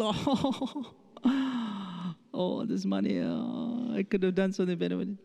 Does it really make you feel better? If you believe in the fact that it will increase and purify, of course you'll feel better. But as the brother said, the person receiving it feels very good. And if they know it is from zakah, it is from the religion, they understand who's the one giving it. They have an affinity and affection to it. When was the last time you got a real nice gift? Who can give us an example of a really nice gift they got? Nobody's giving you gifts?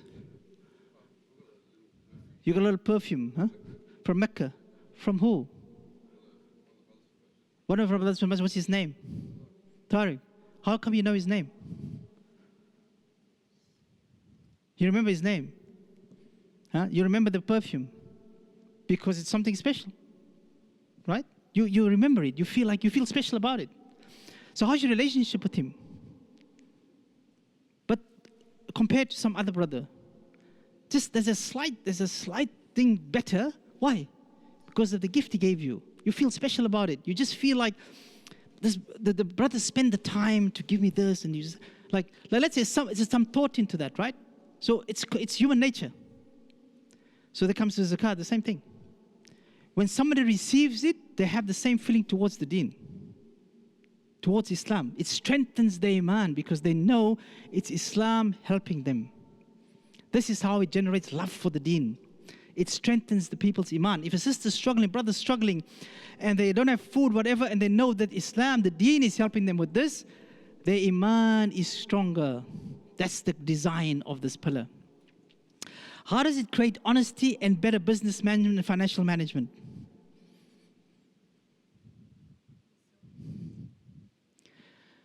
If you were selling computers, right? You buy the computer for $300. You're selling it for $1,000. At the end of your anniversary, at the anniversary day, you need to calculate zakah on your inventory. So let's say you have 10 computers left in your inventory. Do you calculate the zakah on the 300 or the 1,000? The 1,000? 300 or 1,000? You bought it for 300, you're selling it for 1,000. You need to calculate in your inventory. Do you calculate on the 300 or the 1,000? On the 700? What you spent? You paid 300. You're selling it for 1,000. You need to calculate zakah on your inventory. So you've got 10 computers left. Is it 10 times 1,000 or 10 times 300? 300? 700? You're the difference. It's 1,000. You decided it's worth $1,000. You're selling it for 1,000. So what does it do? It allows you to say that if I'm selling computers and I know my zakah obligations, so when you open a business, brothers and sisters, you know your tax obligations, right? You know how much tax you need to pay, you need to know your zakah obligations as well. So if your inventory is left, you know that if I have 10 computers left, I'm going to calculate 1,000. A couple of things you'll do. One, you will not make it $1,000. You will make it cheaper. Secondly, you will try to get rid of it before your zakah anniversary comes. Why do you think the companies have end of financial year sales? Same principle. Same principle. So you say the brother's selling computers. He's got 10 left. My zakah anniversary is next week. Ooh, I'm going to pay a lot of zakah. He's not trying to avoid the zakah. What the zakah is forcing him is to benefit people. So he says, oh, I'll sell these for 500. Flash zakah sale, guys, $500 for the computers. Everybody gets a bargain. He's saved. That's economy. That's finance. That's what they do. Zakah is a financial system. That's how it teaches you. It also teaches you how to have inventory management. You need to know how much inventory you have. If you have a store, if you walk into the store and you say to the brother, what is zakah on this stock of mine? Will they have an idea? No. But if the taxman walked in and he said, you need to pay me $20,000 because as far as I'm concerned, $20,000 GST is due on this. You go, no. I'll calculate this all for you and I'll tell you it's not 20,000. Because he's trying to save, right? For the zakah, you need to do exactly the same. You need to understand the rules, right?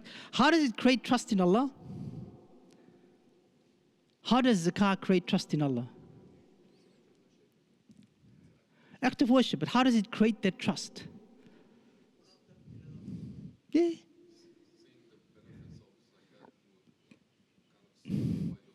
Yes, but what am I looking for? Yes, there it is. Is $10,000 more than 975, 9,750, or is 9,750 more than 10,000? As a Muslim, 9,750 is more than 10,000. There's trust now. It's trust. This is what it does. Ramadan, am I going to give it? Am I not going to give it? Am I going to pay? This is why I'm saying, sisters, let's say you're calculating, you need to pay $2,000 in zakah. Your husband says, don't worry, I'll pay it. Islamically, fiqh-wise, technically, it's not a problem. So you had 10,000, you still have 10,000, he's paid the $2,000 in zakah. This benefit you're missing out on. Yeah, so this benefit you're missing out on because taking the 2,000, meaning you've got 8,000 left now. Is it 8,000 more than 10,000? That it creates this.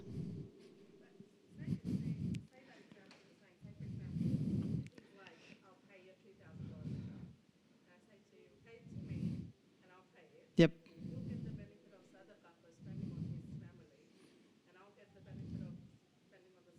All of that is allowed. All of that is allowed. But I'm still saying, at the end of the day, none of that's needed. None of that's needed. Just calculate as you can pay it. Done. Huh? It's better? All right. He gets more hasana. The sisters, mashallah, they love their husbands very much. Alhamdulillah. Except that money that they're saving away for something. All right. Now, the givers and receivers' hearts are purified. The more you give, the more it becomes, and it affects the rain. The hadith says, there is no community that does not pay the zakah except that Allah punishes them with years of drought and famine. All right. Calculation. Do you have the benefits now? Do you believe you need to pay? Are you happy to pay now? Did you learn something you didn't know? 100%? Happy to pay? Now we can calculate. Now it doesn't matter. Because this you can do anytime. This we can teach you anytime. All right? Okay. You have to have complete ownership of the money. So which things don't you have ownership to? As in superannuation. Who can tell me what other money do you have that most people forget about that's similar to super? The sort of the scenario is similar. Pardon? Insurance policy? No. Insurance policy is not your money. It's just an insurance. There's no money. Yeah, but how you take insurance policy? Like you have an insurance policy for what? What type of insurance policy do you have? Future policy? How does it work?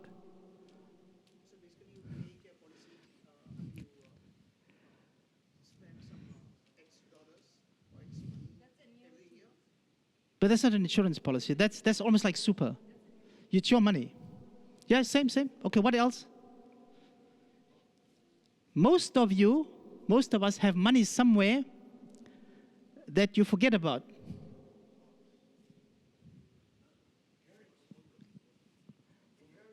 Inheritance doesn't belong to you until the person dies. Who's renting?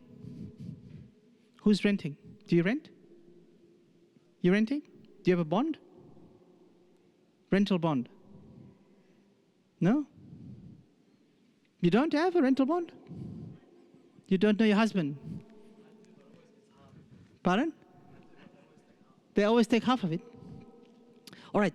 So you're not renting. You guys renting? Do you have a rental bond? How much is it? 4 weeks of rent, about $1,000, $2,000, right?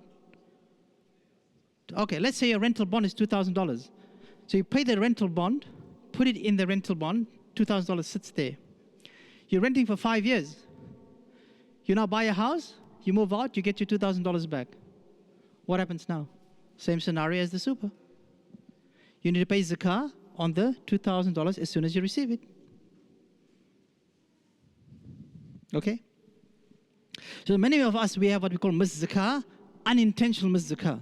So like the sister there has unintentional missed zakah. Right? So you may have done the way you just bought a house, you got your rental bond back. You need to go back and pay your zakah. The wealth is ability to grow. So it's basically money. Anything that's like, there's no zakah on clothes, there's no zakah on shoes, there's no zakah on bags, there's no zakah on, you can have as many clothes as you want, there's no zakah on it. Unless you're selling clothes. And it has to reach the nisab, and it has to be for 1 year. Okay, so now we're going to talk about that because that's very confusing for people. Crypto, there's zakah on crypto. Okay, let's just do an example. We'll do the example. There's the nisab. So who can tell me what's the nisab? The nisab. Pardon? The minimum threshold that makes you eligible to pay. So an example again, coming back to who works here, who's working? All right. So when do you start paying tax? No, how much do you have to earn to pay tax? 18,000, right? So if you earn less than 18,000, do you pay tax? No. So once you go above 18, you pay tax. This is your nisab. 18,000 is the nisab. So can you see the Australian system is very close to the way zakah works, right? But it's just the tax and the zakah is very different. I'm just making the analogy so you can understand it. So nisab means you're only eligible to pay zakah once you reach this threshold, right? So in the time of the Prophet ﷺ, there was 2 nisabs. One was gold and one was silver, and they were both the same value, right? So it is 585 grams of silver, and 85 grams of gold today. That's the value of the nisab. So what it means is, like this was last year. So if we take it today, if you take the current nisab, if you just go to our website, it's there. So let's say, for argument's sake, the gold nisab today is $9,000. And the silver nisab is $700. So what it's saying is that if you choose the silver nisab as your means, then if you have more than $700 for the whole year, you need to pay zakah. If you choose the gold nisab, that means if you have more than $10,000 for the whole year, you need to pay zakah. You can choose whichever one you want to use. It's up to you. For the sisters or anybody who has only gold, you must use the gold nisab. So let's say you're going to choose the gold nisab, which means $10,000 is your threshold. Which one does the scholars recommend we use? Silver, why? Okay, they recommend we use silver for the calculation purposes and gold for distribution purposes.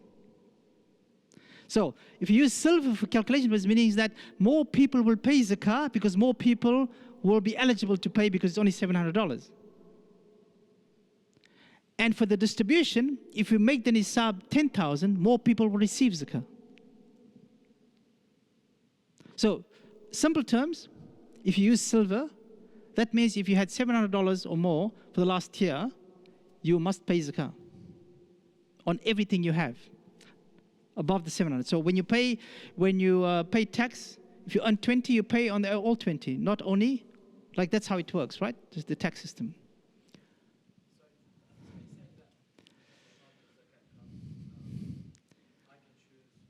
Which one? Yes.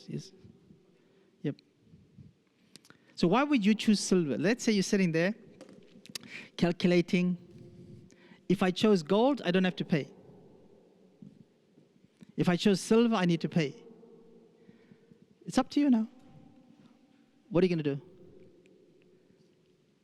That's why I'm teaching you to find reasons to pay versus not to pay. So you say, I'm going to go silver because I want to pay. 1, I want to purify my money. 2, I want to increase. 3, I want to help the ummah. 4, the zakah of pillar will make us as a community prosperous. So you've got 4 good reasons to want to pay it. That's the driver behind it. And if we get everybody to think like that, we will collect 200 million in Ramadan in Australia. That's how much money is there. Now your zakah anniversary, who's got a zakah anniversary? Which means you have to have, when is your wedding anniversary? Are you married? You're not married? You married? When is your wedding anniversary? Oh, you better remember, otherwise you're going to be in trouble. Let's ask the sisters. They know when their wedding anniversary. Who's got a wedding anniversary? When is it? People know it, right? When's your birthday? People know it. Okay. When's your zakah anniversary? Ramadan. Which day in Ramadan? Okay, we'll forgive you. 10th April. Just don't have one. You guys are in trouble. Sisters, when is your zakah anniversary? 1st of Ramadan? Anybody else? 10th of Ramadan? Last 10. All right? So in this entire group here, there's only one person here from who answered that knows what they're doing. You have to have a day. Yeah? You can't have last 10 days, first 10 days, middle 10 days, somewhere in Ramadan. It's got to be a specific day. 1, 10, 15, 20, it's got to be a specific day. Why? You need to have an anniversary. And why is it important? Because things can change from day to day. So you must choose a day. The brother has April. Why is April a problem? Not because it's Easter, but why is April a problem? It's not Islamic year, but why is it a problem? It will be different days, that's one. Do you pray when it's 12 o'clock? Do you pray when it's 12 o'clock? Do you pray duhr when it's 12 o'clock? When do you pray duhr? When it's duhr, right? So why is your zakah anniversary in April? Same concept. Your anniversary has to be in an Islamic calendar. It's an Islamic ibadah. And if you do your Gregorian, you're paying less zakah than you're supposed to. You're supposed to calculate 2.65 or 2.56 something. It's extra. But if you have a Gregorian date, you have to change it to an Islamic date. All right? It has to be in the Islamic calendar. So it's 1st of Ramadan. The sister has it. Yalla, good. If you don't have one, choose one now. Choose one. First day of Ramadan, why? Easier to remember. What would you choose, Ibrahim? 27th, why? Laylatul Qadr, last 10 nights. Most of the people in the whole world pays on the 27th. Is there more reward to pay it on the 27th? But what if your anniversary is supposed to be on the 20th?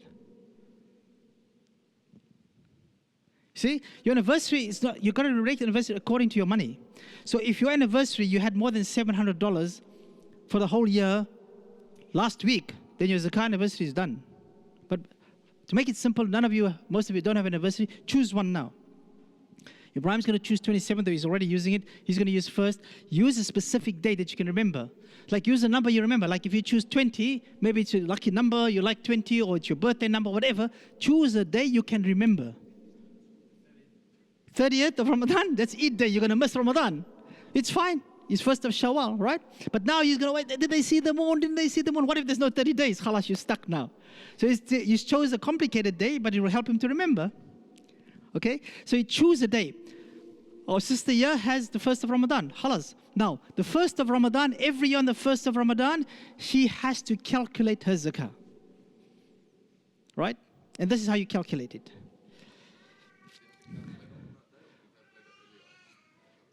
You can calculate earlier, but you need to reassess on the 1st of Ramadan that it's correct. So because, what happens? Sister has $10,000 in her account. She has $5,000 worth of jewelry. Okay? She has some other money in another account. All in all, she's got $20,000 on the 1st of Ramadan. Right? She has to pay some debts, some things she needs to pay, adds up to $2,000. So she's got $18,000 on the 1st of Ramadan. So she calculates 2.5%. We'll come back to that. I'm just giving an example. 2.5% of 18,000, and she pays that. The question is, did she have the whole 18,000 for the whole year? What can she deduct? We'll come to that in a minute. But that's the example. Now, if you're saying, do I calculate before? Let's say you calculated before, and it added up to 15,000. But just the day before the 1st of Ramadan, she got paid. She's got now another extra 5,000 in her account. You with me? So you first need to make sure on your anniversary date, all the money that you have is as it is on that day. Right? And we'll come about whether you will wait for the whole year. So just to show you how fair this is, Zakah percentage is actually 20% on treasure, 10% on crops, 7.5% if your crops was partly watered by artificial means, 5% of the crops were watered purely by artificial sources, and 2.5% in case we're throughout the year, continuous labor. So shows you the beauty and fairness of this particular pillar. It's not only about 2.5%. So just to give you an example, because many of us don't have treasures unless you have oil. Look at the oil. 20%. Where's your mind going? Where's your mind? Not only the Saudis, it just gives you the amount of wealth the Muslim Ummah should have that is designed to help the 8 categories. That means in a short time, there'll be no fuqara, there'll be no masakin, nobody will be in debt in the Muslim community. In 1 year, if we take all the money we have, we can fix so many problems. But what do we do? Is feeding the poor a zakah category? Is the orphan a zakah category? Answer is no to both. Why?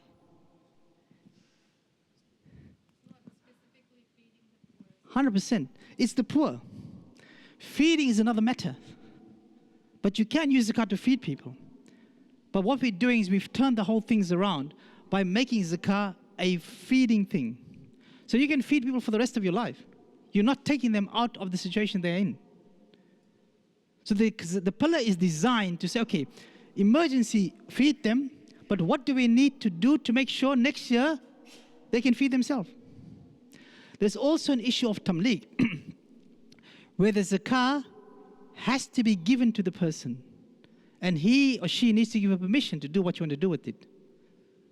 An example, you come for rent.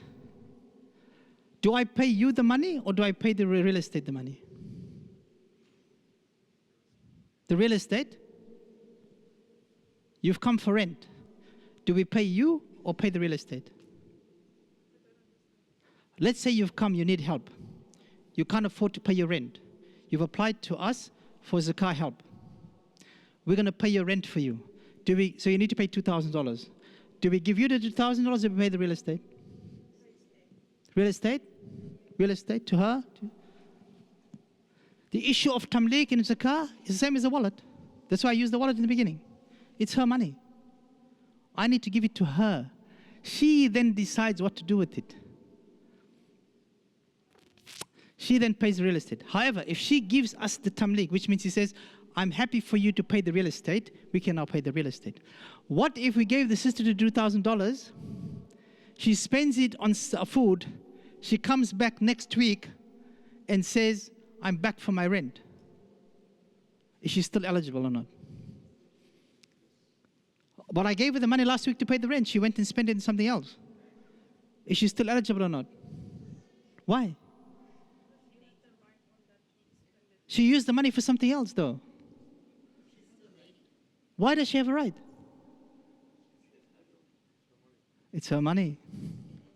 It's her money. She didn't lie. It's her money. She can do whatever she wants with it. It's her money. If you gave somebody the money, you can do whatever you want with it. You choose to buy food, pay rent, or whatever.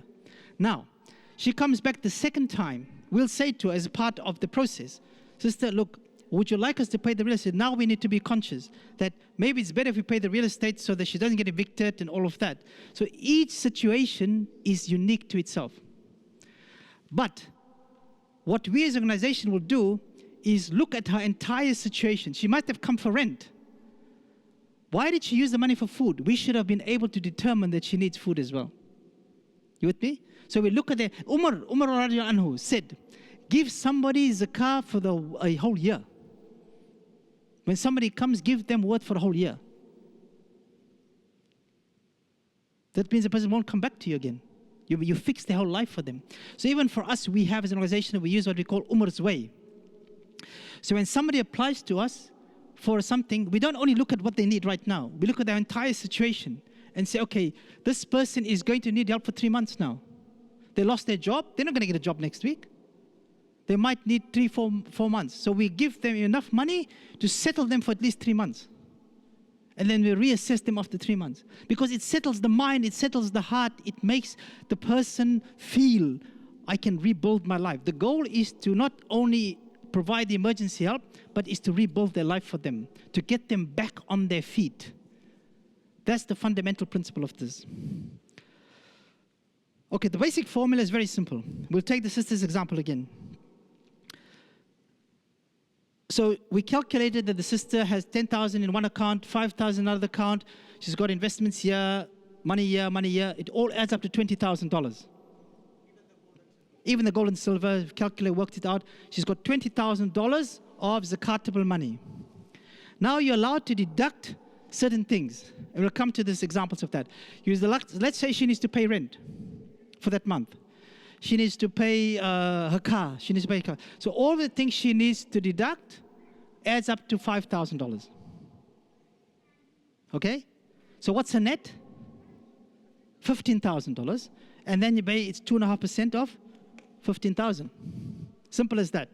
Now, what about the sister has 20,000? But she had 10,000, then she had 5,000, then she had 15,000, then she had 16,000, then she had 18,000, and on anniversary she's got 20. But she don't have the whole 20 for the whole year. How do you calculate now? So there's a couple of ways to do this. One, you can look at the lowest number that you had. What did you have for the whole year? So let's say she had 15 for the whole year, she pays on 15.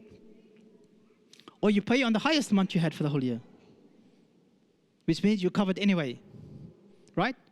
If you take the lowest amount, that means the anniversary now falls on the money. Which means for each month, the money has a different anniversary now. Which means you have to pay zakah monthly. So the best way the scholars recommend is to pay on what you have on the day of your anniversary, irrespective of how long you've had it. Except if you had money in there that is not from the normal circumstances. In other words, again, the sister's example, she's got 20,000.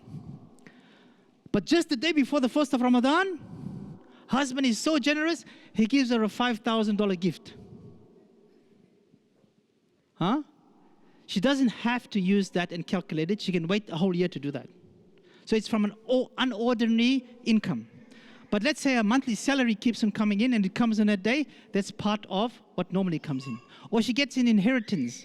Suddenly somebody gave her an inheritance and gave her $20,000. She can wait a whole year before she pays on that. She has access to a super. It's not on anniversary. Or just the day before anniversary. Oh, how do you do that? She gets super, you need to pay. So that's a bad example. So she gets a gift, or somebody gives us something unusual. Like work gives you a sudden bonus, unexpected bonus. $10,000 bonus, you did well. You don't have to pay until you had a whole year over it.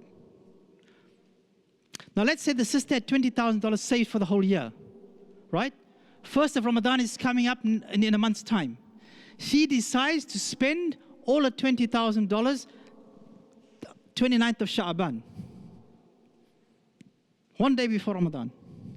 Does she pay any zakah?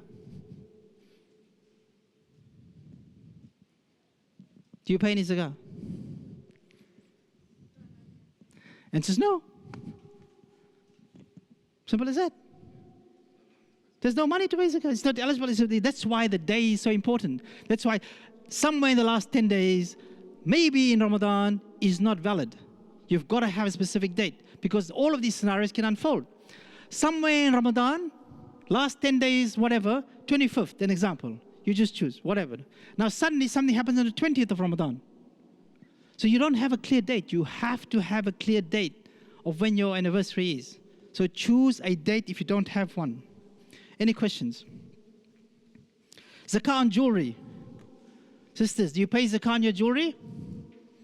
All right, so there's different answers to this. Basically, the Hanafi madhab basically says you pay on jewelry you wear or don't wear. All right, and then there's also difference of carats. Is there zakah on diamonds?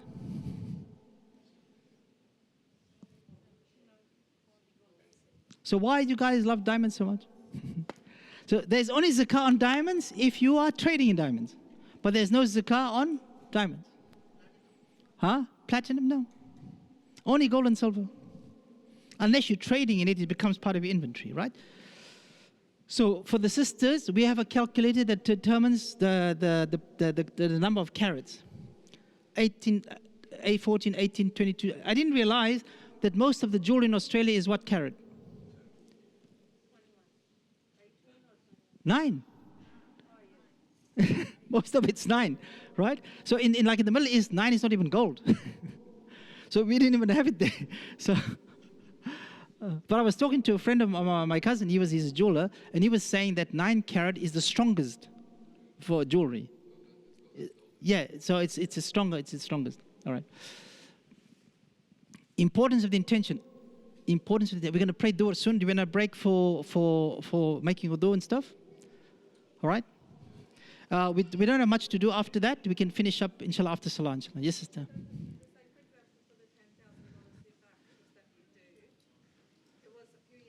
Yep. Do you just calculate that one-off right now? Yeah, just the 250. Yes. That is my recommendation. But you can get different opinions on that, and some say you don't have to pay it. My suggestion from my experience, I'll pay it. So you don't leave any door open for anything on the Day of Judgment.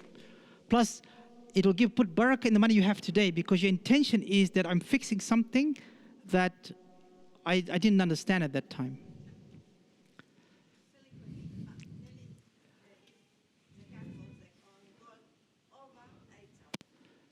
Yeah. Oh, what? lot, everything. Yes. So say for example, like, alhamdulillah, we learned from here and we said we want to make sure we're zakat compliant. Yep. We calculate that instead of for $10,000, 250. We say no, just to satisfy myself in case I have some forgotten money or something like that, I'm going to pay 300. Is that a better thing to do? Like in Islam, you're going to pray Sunnah. Like, but what I'm trying to say is like, is it like the 50 extra you're paying is like some other category or it is? It's zakah. The idea is you're just calculating. Just in the case I made a mistake here, I want to be sure I'm erring on the side of caution. Is valid, because that's the best way to do it. This way, you get two rewards. One, you're making sure you don't miss anything. Two, Allah will reward you because you're trying to do better than what you would have already done, rather than going the bird below and trying to people to cut and find reasons not to pay. One more question, sorry. No problem. Say, for example, you calculate zakat again 250, but you have made an intention that I want to pay another 250 as sadaqah. And what's happening now is like you discover after a few years that, okay, no, I was supposed to pay more zakat in that time. Would your sadaqah cover No, that? you can't go up, but you can go down. So you can't, like, for instance, similar to salah. So let's say you prayed 4 nafil, right? And then you got, I didn't pray duhr. You can't take your nafil to duhr, but you can take your duhr to nafil. So you can take your zakat to sadaqah, but you can't take your sadaqah to zakah. You just finish up the calculations, okay? And then any questions you have. Did you learn something? Did you realize it was so powerful? Especially women, and especially young girls. So we normally, if the sisters want a sister session only, we have some sisters who can run it for us. But if they want the brothers to do it, we don't mind. But it's not a complicated subject like tahara for the sisters. So it's, yeah. More awareness. It's like a lot of the times, young girls, ever since they're little, they've been getting gold. She was born, uncle, auntie, everyone's giving her gold. And as soon as she turns, No. There's a problem with that. The zakah is not on the person. The zakah is on the value. So the gold needs to be paid by the parents. yes, but I'm saying, but at some times she's responsible Yes. for herself, but she doesn't even know. Yep. So that's why we try to educate the sisters as well. Alhamdulillah. Okay. So you coming back? Well, I'm just finishing up the calculation. So it won't take much longer because I haven't. الله أكبر الله أكبر الله أكبر الله أكبر أشهد أن لا إله إلا الله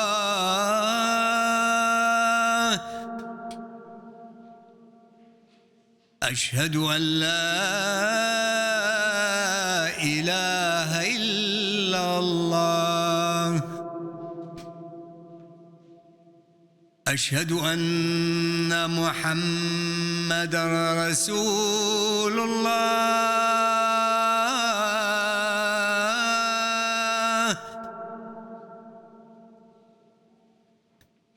أشهد أن محمدا رسول الله حي على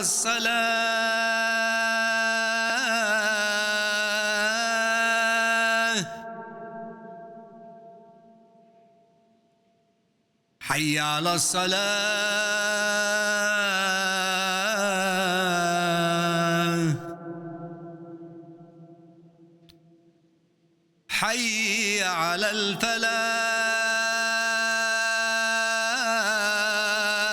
الفلاح حي على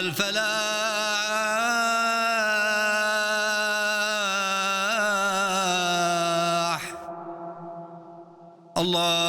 الله أكبر الله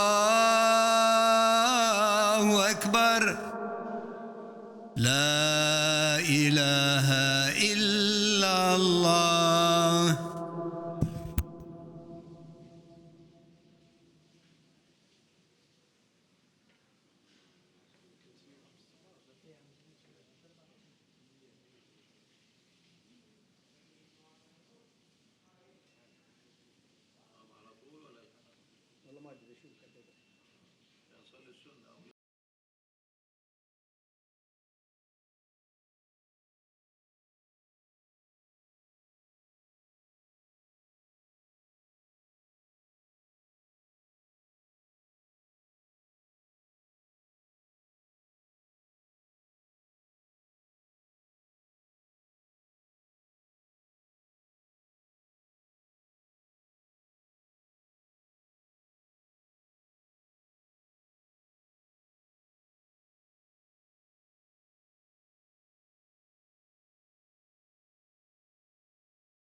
We'll wait for you, or they're not coming back. All right.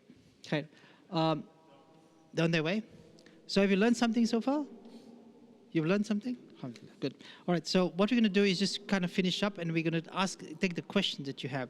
So who of you guys are renting? Okay. Who owns their own house? Okay. So you're buying, in the process of buying. Who knows what an offset account is? Who has money in an offset account? Who knows what a redraw account is? Who has money in the redraw account? All right. We'll wait for the sisters. Who has investment property? MashaAllah. Okay, good. So sometimes I need to ask, because otherwise people get confused. In some suburbs I go in, people don't even know what an offset account is. And in some suburbs I go in, people don't even know what it is to rent. No, like nobody there is renting. Absolutely nobody. There's levels to it. It's amazing, right? All right. So, pardon? I'm taking questions, yeah? He has a Zakat anniversary date coming, but someone needs Zakat money. Can you pay in advance? Can you pay in advance? Yes. The answer is yes. You just need to make sure. So the question is, his anniversary is 1st of Ramadan, which is in a month's time. So this is what happened to us on the weekend, actually, just to do last 2 days. So the campaign we had to bring the young girl from Indonesia is a zakatable campaign. So some of the brothers said, look, can I pay my zakat only during Ramadan? Can I pay my zakat today for that particular case? Yes, you can. The only thing you need to do is when you come into Ramadan, so let's say you paid all your zakat. You calculate all your zakat to pay. So let's say it's $1,000 for argument's sake. Then on your anniversary, you need to recalculate just to make sure that it's still $1,000. So let's say it was meant to be 800, but you paid 1,000. What then? It's just zakah, extra zakah. But let's say it was meant to be 1,200, but you only paid 1,000. You have to pay the 200. So that's really the idea. All right? Any of the other sisters coming, or they've gone? You don't know? Okay. So when it comes to zakah, it is very important your intention. All right? So it comes to properties or in any things that you have. So this is land. A lot of people, who has land? A lot of people have land overseas or whatever. So if you have land with a clear intention to resell, it's zakatable. If a person who is non-zakatable, no intention. So the best thing to do is if you're buying land, whatever, you're not sure what to do with it, you have no intention to do anything with it, it's not zakatable. So see how important the intention is?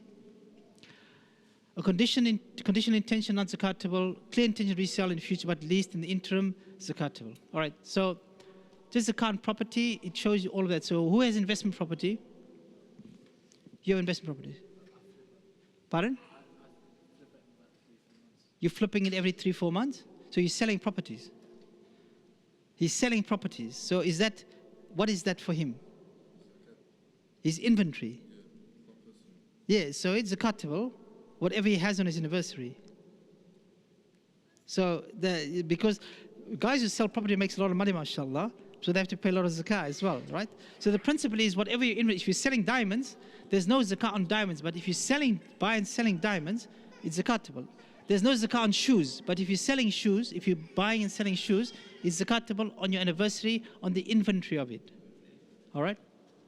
Now, an investment property, let's forget the brother who's actually buying and selling, but let's say you have an investment property and you're renting it out to somebody. Do you pay zakah on the value of the investment property?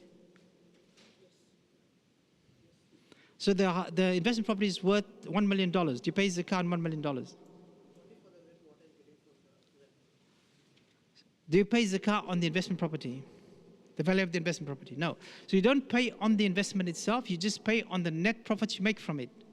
So let's say you've got investment property, you're getting rent from it, you spend all the rent on maintenance, whatever, you've got zero, you don't pay anything on it.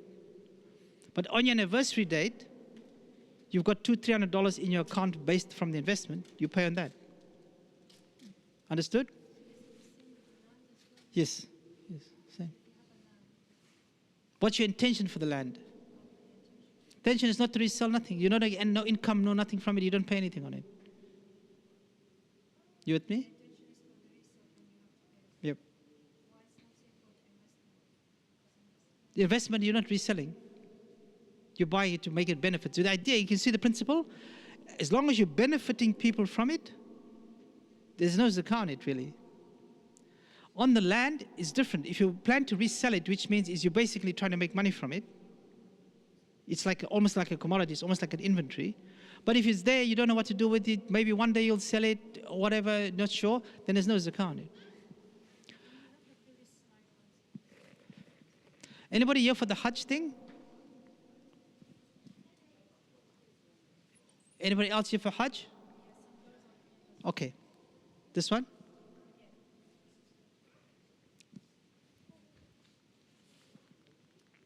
All right, so that's that rental property. Okay. Zakah on business.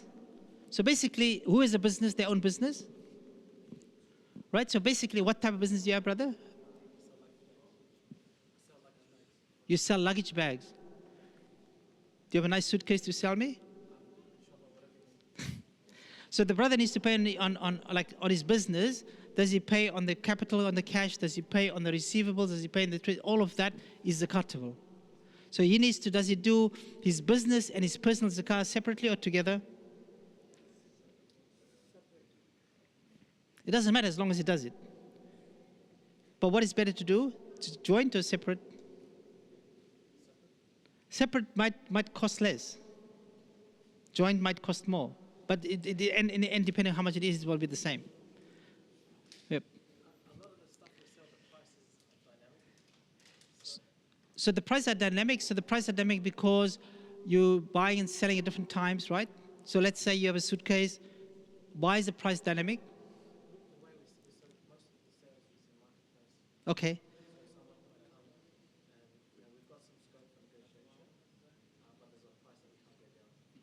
So that will be your price.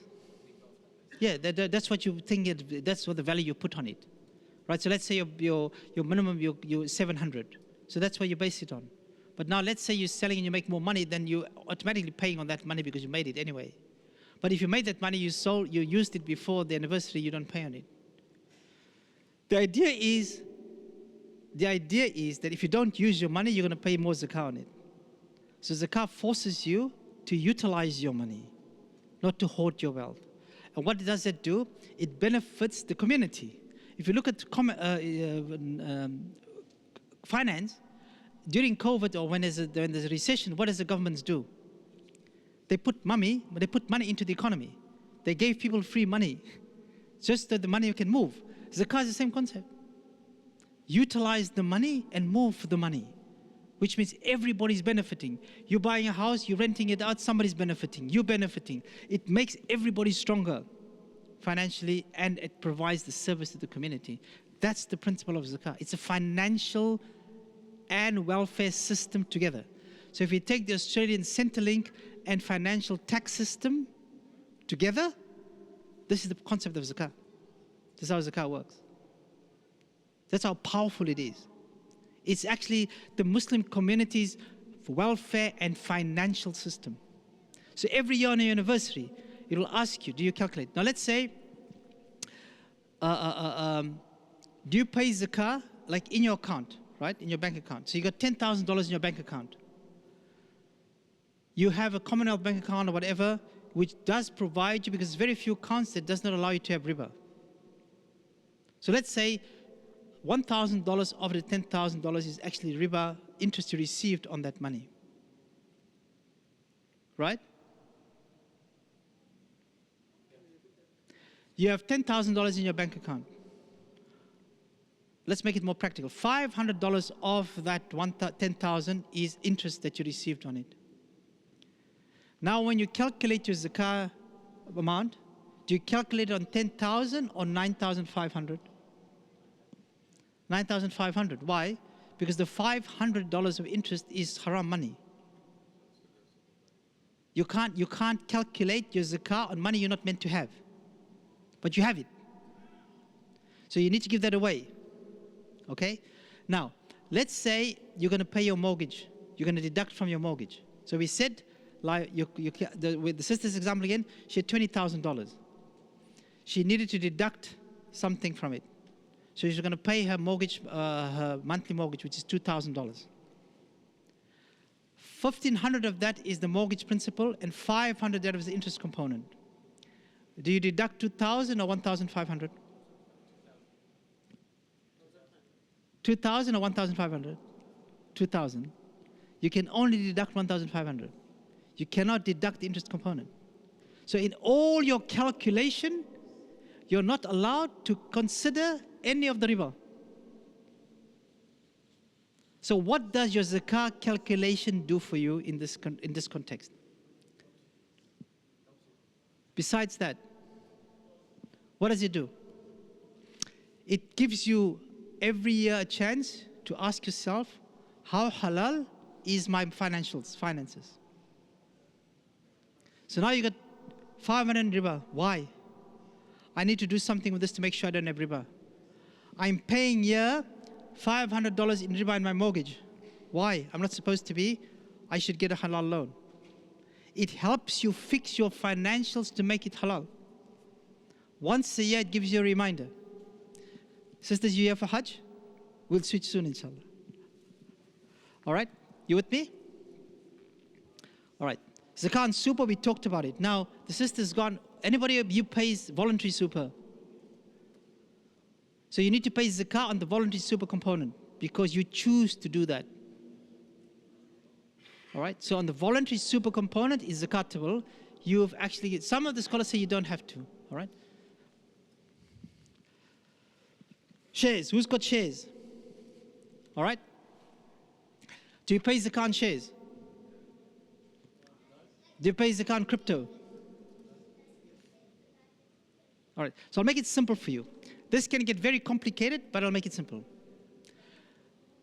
Whatever you have, shares, crypto, savings, whatever, you ask yourself the question, if I had an emergency tomorrow, so you've got money in your offset account, money in your redraw account, money in your crypto, money in your shares, right? If tomorrow you have an emergency, you need to do an operation urgently, you need money to do it. Whatever you have that you can get to pay for that is zakatable. Very simple. If you can get to it, which means you have access to it.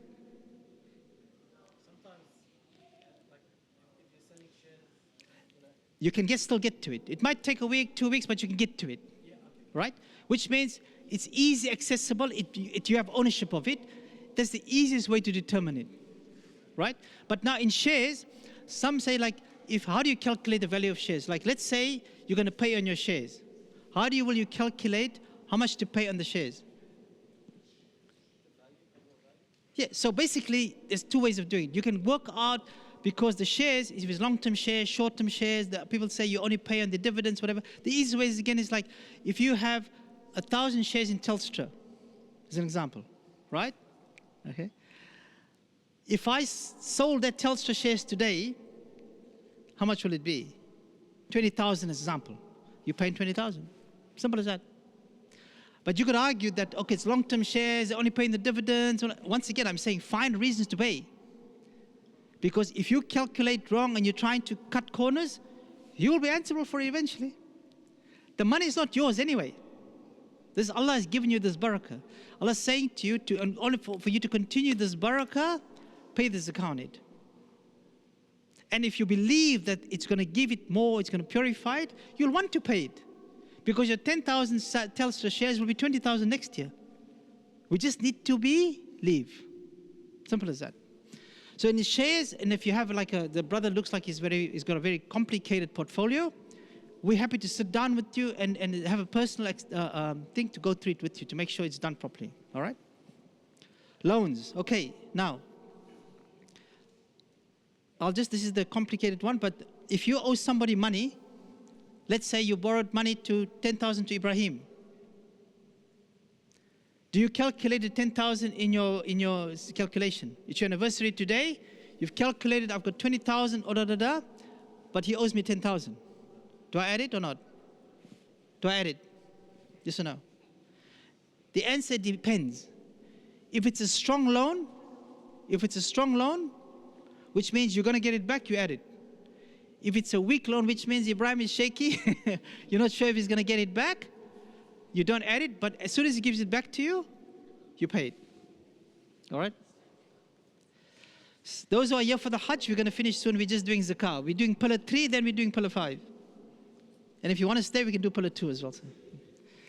All right, so deductible debts. Again, it's about debts, right? Depending on, like, for instance, people say, can I deduct my whole mortgage? Why can't you deduct your whole mortgage as a liability? It's like a structured payment, so you can't deduct the whole $1 million of your mortgage from you as a liability. As a matter of fact, let's get to deductions for a second. So the sister we added up, she had 20,000. What can she deduct as a liability? We said your monthly rent, your car payment, your mortgage payment, your electricity, all of that. So there's 3 scenarios here, what you can deduct. Some say that you can deduct up to 1 year's worth of liabilities. Some scholars say you can only deduct up to that month, that, like in Ramadan, whatever's due there. And some say, which is my preferred method, is that you pay everything you need to pay and then calculate. And you don't deduct anything beyond your anniversary. Meaning that if your rent's due, pay your rent. If your electricity, you pay it, and then you calculate. So you don't, is somebody playing with the lights, or? I think the brother standing by the door with the police captain pressing the light or not? Just. Oh, he's doing some repairs, okay. All right. Do you pay on unlawful income? No. What's examples of unlawful income? Riba, drug money, gambling, stolen money, haram money? Okay. All right, just one scenario, we'll finish, we're almost done. So basically, yes, Bilal is a typical Aussie tradie. So he's got a personal car worth $15,000, non-zakatable. He's got a work vehicle, $25,000, non-zakatable. He's got savings, so your work vehicle, your car is not zakatable. Your tools, so that with the tradie's tools, does he pay zakat on it? Your tools? No. The savings, yes. He's got 20 grams of gold, yes. 100 grams of silver, yes. 50,000 in cash, yes. 5,000 in goods for sale, yes. Trading tools, 10,000 worth, no. Bills and rent, yes. And trades receivable, yes. So this is an example of the stuff you pay zakatable on.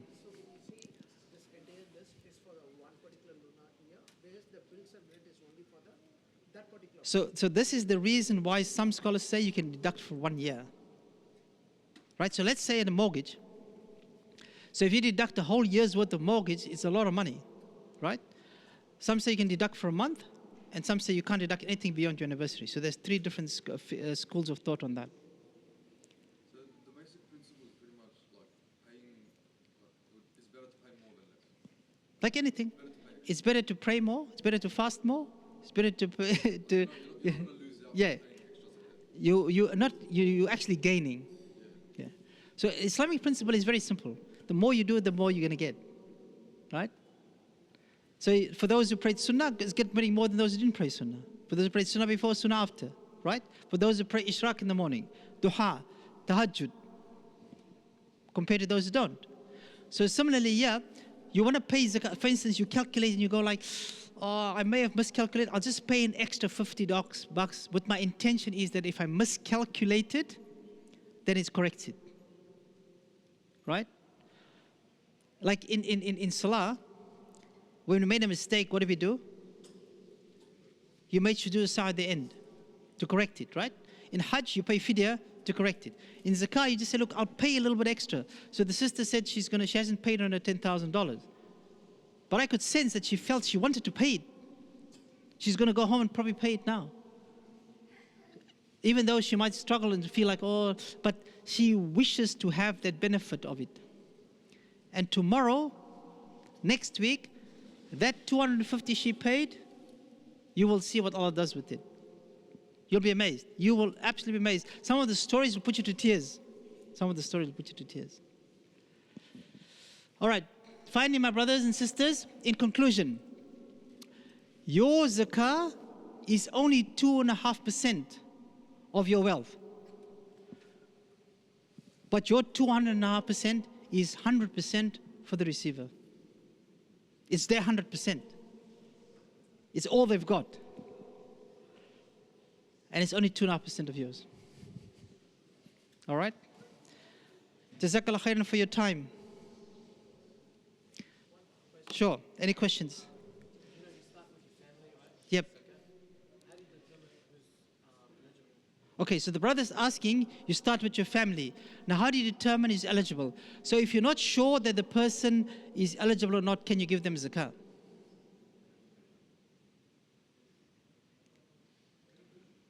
You think your family is eligible, but you're going to give them your zakah. Can you give it to them because you think they're eligible, or you need to know that they're eligible?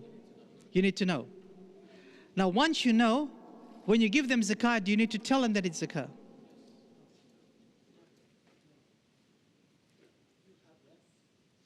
Based on what we learned earlier, what's the answer? The answer is yes. Why is the answer yes? Firstly, if they know they're not eligible, they'll tell you. You may have made an assessment and you thought it was, and you say, I'm going to give you my zakat. They go, no, don't give it to me. I'm not eligible. Secondly, if they are eligible, they know the zakah is not from you, but it's from where? From Allah. It's from the deen, which means it strengthens the relationship not only with you, but with the deen. So that's the principle of zakah, is to strengthen a relationship with Allah, not with the people. So we as an organization who give people zakah is not for us to look good. It is to make sure that they understand this is Islam helping them. An example, the 1,500 Gazans that's in Australia right now, we already spent $5 million of zakah on them. It's not NZF's money, it's not my money. They understand, they come from a Muslim country, they understand this is Islam that helped them. Not the federal government, not the Labour government, not the Liberal government. No, everybody says, isn't the government helping them? My brothers and sisters, when people come from overseas, when your family visits from overseas, right? Your uncle is coming from somewhere. Where do you come from, brother? Bangladesh. If your family comes from Bangladesh on holiday here, do you expect the government to pick them up at the airport? No. So why do people say that the government's left them at the airport? Do you expect the government to give them holiday money? No. Why do you expect the government to give the Gazans money? Does the government give them a place to pray? Why do you expect the government to give them a place to pray? Does the government give them iftar? Why do you expect the government to give iftar? So don't ever ask, what's the government doing? It is our responsibility as a community. Islam, zakah, is designed for that very principle. Islam, stop forgetting about what the government can do. As a community, we need to be self-sustaining about our welfare. I've shown you the power of this pillar. I've told you how much money we collect. So don't tell me there's no money. We collect over $100 million of zakah every Ramadan in this country. This is only Australia. This is only Australia. And that's not only all the zakah. I'm telling you, if everybody pays, it's probably 200 million we can collect. But 1% of that money is spent in this country. 1%. Look at the power of what we could do. Now you might say there is no need for it. I've just shown you. There's 8 categories. I'm sure one of you knows at least somebody in one of those categories. Right? Do you know a person who's died and the family needed help for them? Do you know somebody who's homeless? Do you know somebody who's on drugs? Do you know a single mother? Do you know a widow? Do you know an elderly person who's struggling? These are just examples of people right here in our suburbs, right in our midst today. All right? That does not mean we do not help our family and our communities overseas, like Gaza, Syria. We need to help them. This is our duty as Muslims. We are now talking about the principle of Zakat. I've shown you the power of this principle, this pillar, what it can do. Mu'adh ibn Jabal is our example. As an organization, this is our mission, this is our vision, to use the prototype of Mu'adh to make our community, Australian Muslim community, one of the most prosperous communities that ever lived in this country. Inshallah. It's doable. Our grandkids and our kids will grow up in this country. Nobody's going anywhere, brothers. Nobody's going anywhere. People have come here and said, I'm going home. Nobody's gone home. Has anybody gone home yet? No. The parent says, we're going to go home. I don't know where they're going. Once they want to go home, the kids say, I'm not going anywhere. So don't pretend you're going somewhere. Most people are not going to go anywhere. Your children and your grandchildren will grow up here. We need to build the capacity in this country to make sure our identity and our Islam is protected. The only way to do that is not to build more masjids. It is not to pray every day. It is not to fast. It is not to go for Hajj. It is through the pillar of Zakat. That is what the pillar is designed to do. Jazakallah khairan.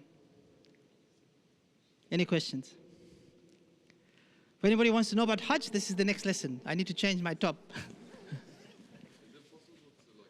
The slides, you give me, send me your email address. Take my number, 0403 27 8861. Yeah, send me a message, and then I will send you the slides. Pardon? Yeah, okay. Pardon? 0403 27 8861. 0403 27 8861. 61, yeah, Ismail. My name is Ismail, Abu Manir Ismail.